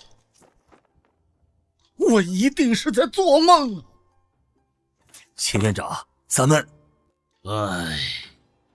彻彻底底的输了。学生庄飞扬，拜见老师。此乃学生出生时父母求的百家所，还望老师笑纳。学生柳清风，拜见老师。这是我家传玉佩，现赠于老师，还望老师不嫌弃。学生张子林，拜见老师。我愿交出翰林院院长之位。我愿交出岳麓书院院长之位。东西你们都留着。不，老师，我们是真心拜您为师啊。对，达者为师。我们不会因为您年纪小就轻视您，您已经让我们心服口服了。我们也是。完了，这家伙拉拢人心了。哎呀，使不得呀，老师。您真是高风亮节之辈，不但既往不咎，还如此……我们先前真的是太狂妄不堪了。既然你们愿意征我做老师，那为师便有一个请求，希望能够推动改革。我大梁需要更进一批新鲜血液。我也是喜爱文墨，但这不是断定一个人才华的全部。老师放心，我等定然全力推动科举改革。好，老师，我等几人幸得恩师，我们进一步说话。我等愿意倾听您的宏图。好。想不到啊，想不到，一个乞丐竟然有如此文采。现如今他的一言一行已然已被天下人所关注，影响力空前绝后。哼，我听说现在要拜赵林为师的人已经排了几天的长龙了，拜他为师竟然成了当下最热门的事情。三妹手里有这样的人，咱们兄弟俩距离皇位更远了呀。就这么放弃了？不放弃又能怎样？况且就算斗垮了三妹，还有大哥你跟我呢。二弟，你果然没跟我齐心。齐不了的，大哥，皇位只有一个。我也想得很明白，与其让你坐上去，或者三妹坐，对我来说似乎都差不多。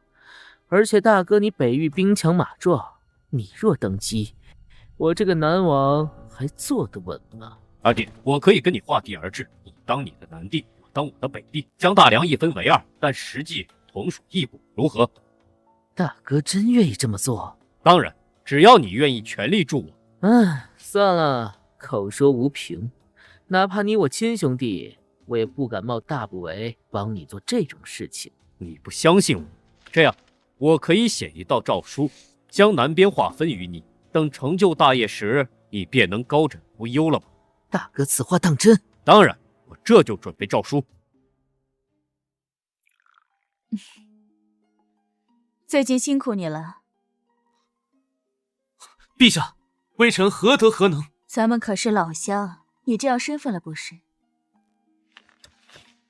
北域30万，南域15万，这45万兵权在老大老二手上，我始终不放心。这是当初先帝为了制衡你，才将兵权交给2个皇子的吧？你能猜到也很正常，所以得收回来。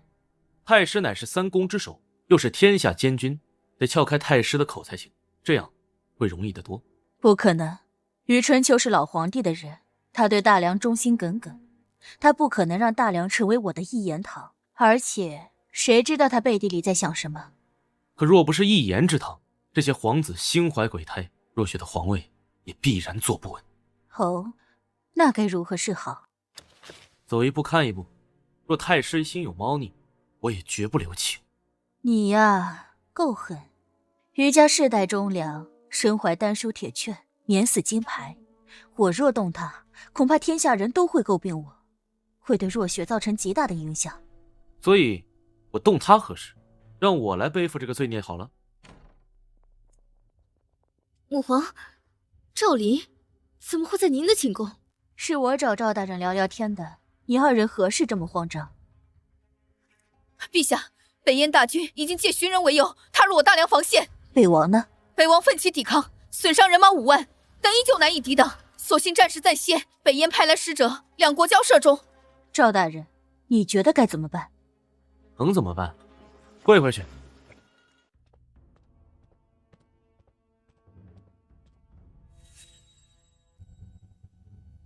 巴彦，此乃我大梁少帝苏若雪，还不跪拜？哼，笑话！你们大梁要跟我弄这出的话，那就没有谈的必要了。大燕铁骑长驱直入，到时候谁给谁跪拜，还另说呢。你，大哥莫要激动，如今北燕大军势大，您又小败其手，还是莫要激动的好。我拜？哼，不是殿下非要逼着我偿还半年赋税，我把这钱花在公事上，我会拜。朝廷没有单独拨款建造宫室吗？北王的意思，你是怪殿下了？我没说，你分明就说了。但大哥说的也不无道理吧？北域面对大燕铁骑，竟然还要被逼着还钱，就算公事上影响不到，但士气肯定也会，所以才……别这么说，少帝也是听信了某人谗言嘛，也不能全怪少帝。吕大人，如今赵大人门徒遍天下，有些话您可别乱说。哈哈，看来大家心知肚明，我又没指名道姓谁，南王爷也能说出来，那老朽只能倚老卖老了。对，就是指赵大人。赵林如今势大，朝廷中必然有许多人嫉妒，稍微挑起一点火线，必然会引起非常好的效果。大哥所言极是，那就趁着北燕使臣这件事情，把赵林处理了。我已经有办法了。你们少说两句，今日还有重要的事情。我不是来听你们吵架的，大梁少帝。如今我大燕与你们两国已经兵刃相见，现在战事暂停，你看是出个解决方案，还是说咱们继续打下去？如果我大梁示弱，若打下去，恐怕……殿下，您不用惧怕这些蛮夷，只要你一声令下，我定身先士卒和他们死战不休。大哥，我们都知道你不惧他们北燕，但实力确实有些差距，还是从长计议吧。对，还是别的妙。三妹啊，三妹，看你如何收场。我刚才说的，贵使怎么决定？北王爷心真狠啊！为了敲诈自己国家，竟不惜搬弄是非。我北燕是打算入侵，但只是打算，还没入呢。总之，到时候我会故作败事，然后你趁机讹诈朝廷一笔，所到好处我七你三。这3层和白送有什么区别？我当然想要，不过，是不是还有附加条件呢？到时候你……形势不太对，赵林怎么办？别担心，有我。你想怎么解决？很简单，只要你们大梁能够赔偿，这件事情便停歇。赔偿多少？白银1亿两，粮草200万担，此事可歇。你狮子大开口，居然要这么多！殿下说什么你都不能同意。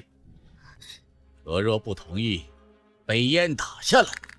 八燕，你提出的要求太过分了。哦，这样啊，哼，可以，我打个对折，白银5000万两，粮食100万担，但有个附加条件。什么附加条件？我要一个名叫赵伦的人的项上人头。赵林与你无冤无仇，你为何要说这样的话？此人妖言已经传到我北燕，甚至不少我北燕人才都想入你们大梁来拜他为师，所以我北燕大王已经说了，此人必须死。若答应这个条件，我北燕可以签订10年停战条约，保证10年内不滋扰大梁边境。10年啊！若我大梁能喘息10年，好处有多少，不用多说呀。难道真的要让赵大人死？虽然这能让大梁松口气，但这欺人太甚。若我大梁兵强马壮，赵大人，对不起了啊。这，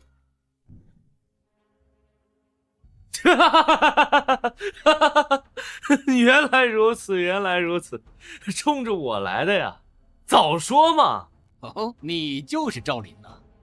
切，我还以为长了3头6臂呢，没想到也就是一个普通人罢了。北王，你说对不起我，是承认你打不过北燕了？我没承认，但客观上，我们跟他们确实有点差距，这个是不争的事实。那还是承认你打不过了？你非要这么说，我也没办法。你连北燕都挡不住，你还当什么北王？要你有何用啊？你，赵林，你大胆！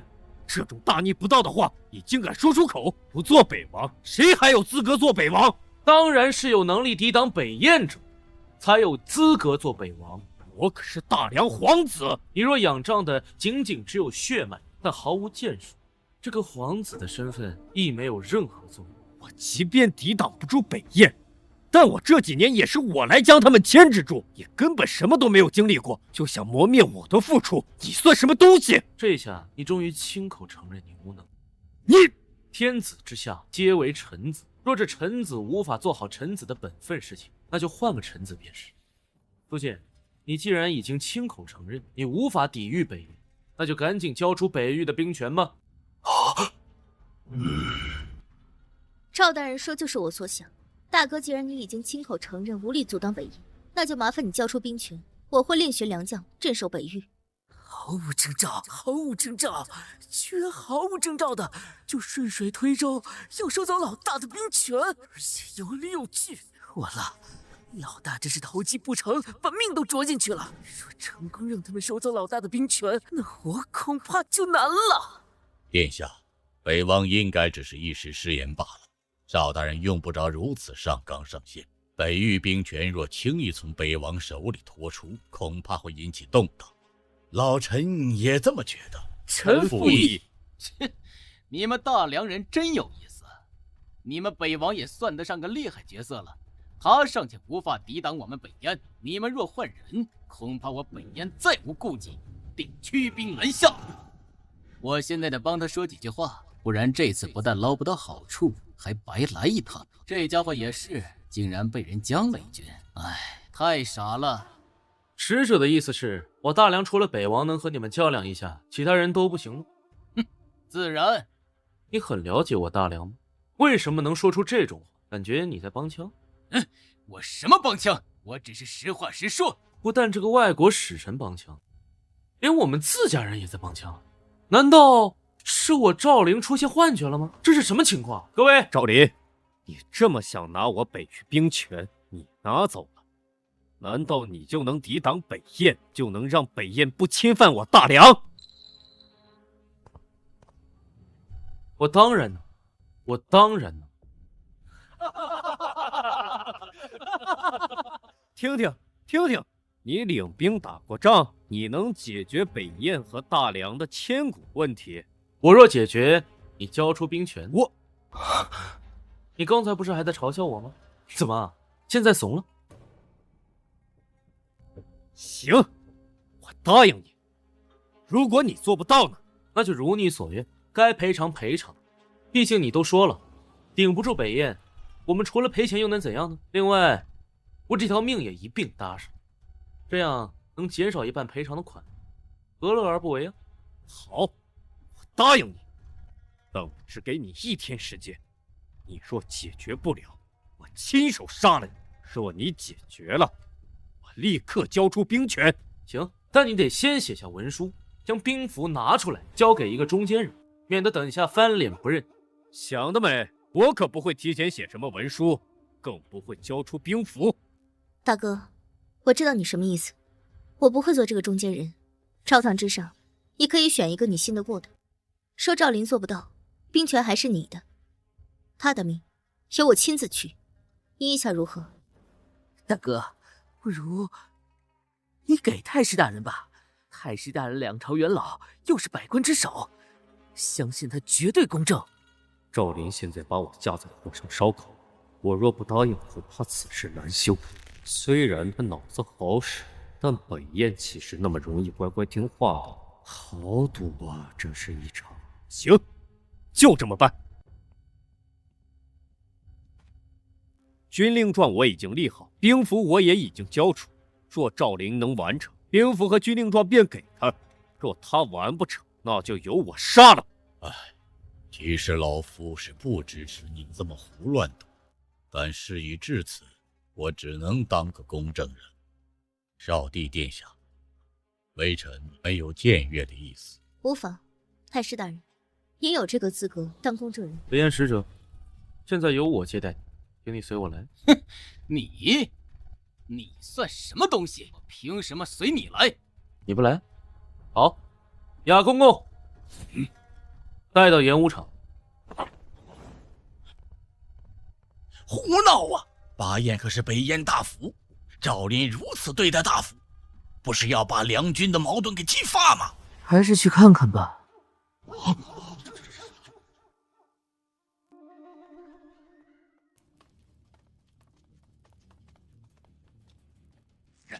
赵林，你们大梁人如此无礼，我回去之后一定禀告大王，铁骑直奔你大梁皇宫。哎呀，这是在做什么？怎么能把使臣给绑住了？这是要把事情闹大呀！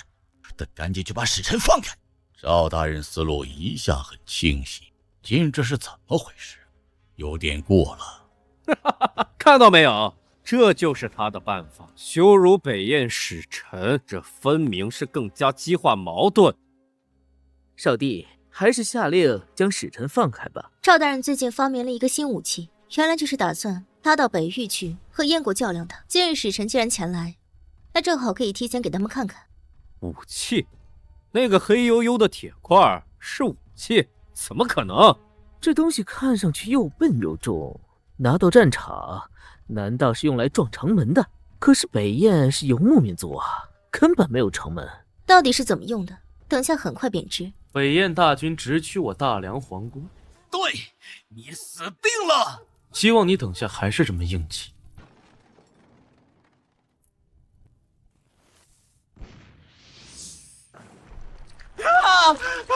天哪，这是什么东西？阿妈，我想回家。此物如雷似火，威力怎么如此巨大？震天雷！你想干什么？别胡闹，别胡闹！你说我这东西能挡住你们北燕的铁骑吗？挡得住，挡得住！我一定将情况如实向大王禀报。回去告诉你们北燕大王，不是我大梁不想打，而是打起来谁都落不着好。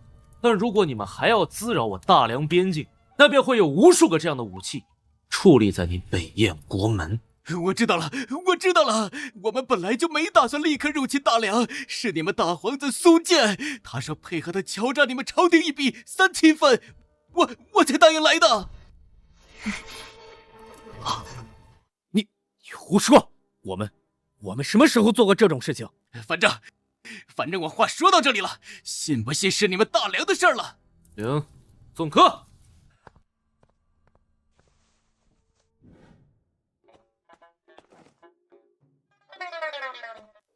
你们别搞错啊！我没有，那家伙只是在色厉内荏，想离间大家的关系呢。离间不离间暂且不说，但今日你北王的身份和你的兵权应该保不住了。北王无能，无力抵抗北燕，有失身份。从今日起，削掉北王身份，降为献王，1个月内不得离开京城，1年内不得和北域任何将士接触，否则视为谋反。把我降为献王，你有没有搞错？你又不是陛下，你有什么资格？你以为少帝2字是随便叫的吗？圣上不在，少帝的话便代表天子。没追究北燕使者刚才那番话的真实性，已经放过你，希望你不要不知好歹。微臣遵旨。太师大人，辛苦你帮忙做中间人，现在兵符和文书你可以给朕。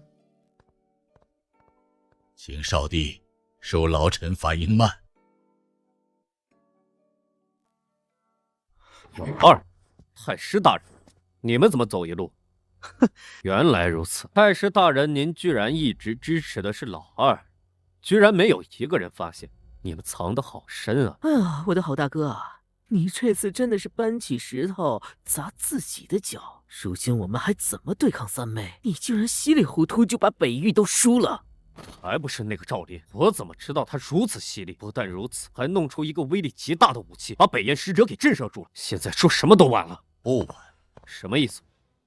你刚交出兵符，若现在立刻动身去北域，赶在三妹收回兵权之前拥兵造反，这真到这一步了？这是你唯一的机会了，也是我唯一的机会。但赵林手里的武器……放心，我这些年秘密安排5万南军半城的百姓潜入了京城，届时你我里应外合。女人掌正，成何体统？薛瑞就罢了，竟然不顾我劝阻，强行要把皇位传给自己的女儿。唉，该做个了断了。行，那我这就去动身。不对，我得乔装一番。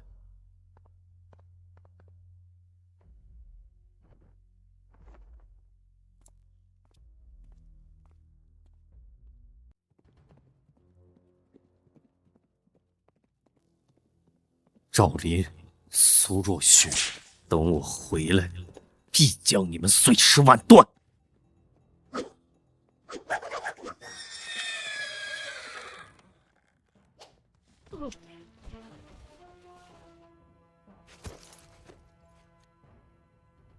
你们什么人？赵林！大皇子啊，大皇子，原本想放你一马，没想到你真的会想跑回北域，打算造反。可惜被我逮住了。你连这一步都算到了，赵林，你好可怕！带走，押入天牢。希望老大一切顺利，不然这一局我们彻底输了。苏建他更不想输，所以他必然会卷土重来。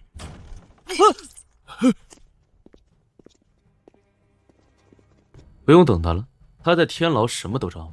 赵林，你什么意思？他是谁？你在说什么？老大呀，刚跑出城就被我逮住了，而且不只是略微动了些刑，他就把你们全都供了出来，包括你老二将南域兵丁潜入京城的事情，你们3个人合谋造反的事情，也一并交代。我是被老大逼的，这里有他写的文书，否则我怎么会做出这种事情？你竟敢损毁如此重要的证据！不过，是你提前准备了一手保命符罢了，我完全没有兴趣。赵林，你为何能算得这么透彻？你脑子里到底装的什么？给我拿下！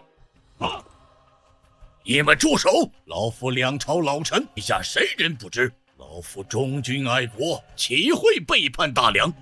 小敏，你怎么来了？我爹他早就已经和二皇子串通，企图颠覆大梁政权。他人来往书信，我皆有记录。你竟然……对不起了，爹。为了保护余家，我只能做这个污点证人，不然以赵林的手段，即便你有丹书铁券，也保不住余家。走。赵大人，恭喜了！恭喜什么？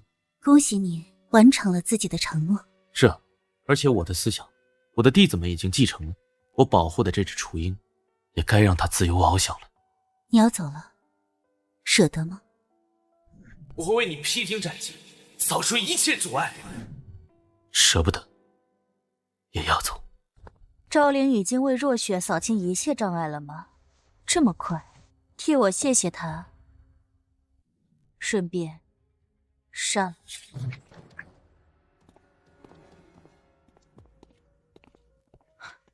若雪，你带这么多人来我寝宫，这是要做什么？抱歉，娘亲，我是来逼宫的。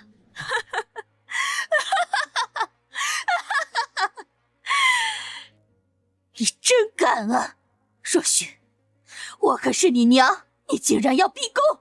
赵林为我做的够多了，我不许你这么过河拆桥。我是为了你好，你可知那个人脑子里的知识有多可怕？他若想要，你的皇位根本保不住，他必须死！不行，赵林是我的人，他是为我而来的，我的人就该我做主。娘，现在我掌握了所有兵权，还有御林军，以及你的护龙卫，都顺应了我。您只有雅公公和他的暗卫，您什么都没有了。你也够累了，所以都交给我好吗？我的女儿终于长大了，终于有自己的想法了。如此，这大梁江山，我就能放心交给你了。诏书和玉玺早就已经给你准备好了，迟迟没给你，就是在等今天。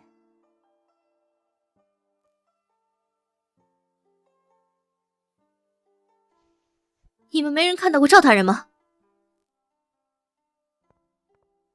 这是赵大人的信。傻子，我的承诺我已经做到了，也终于能松口气，所以该走了。我该继续寻找我人生的意义。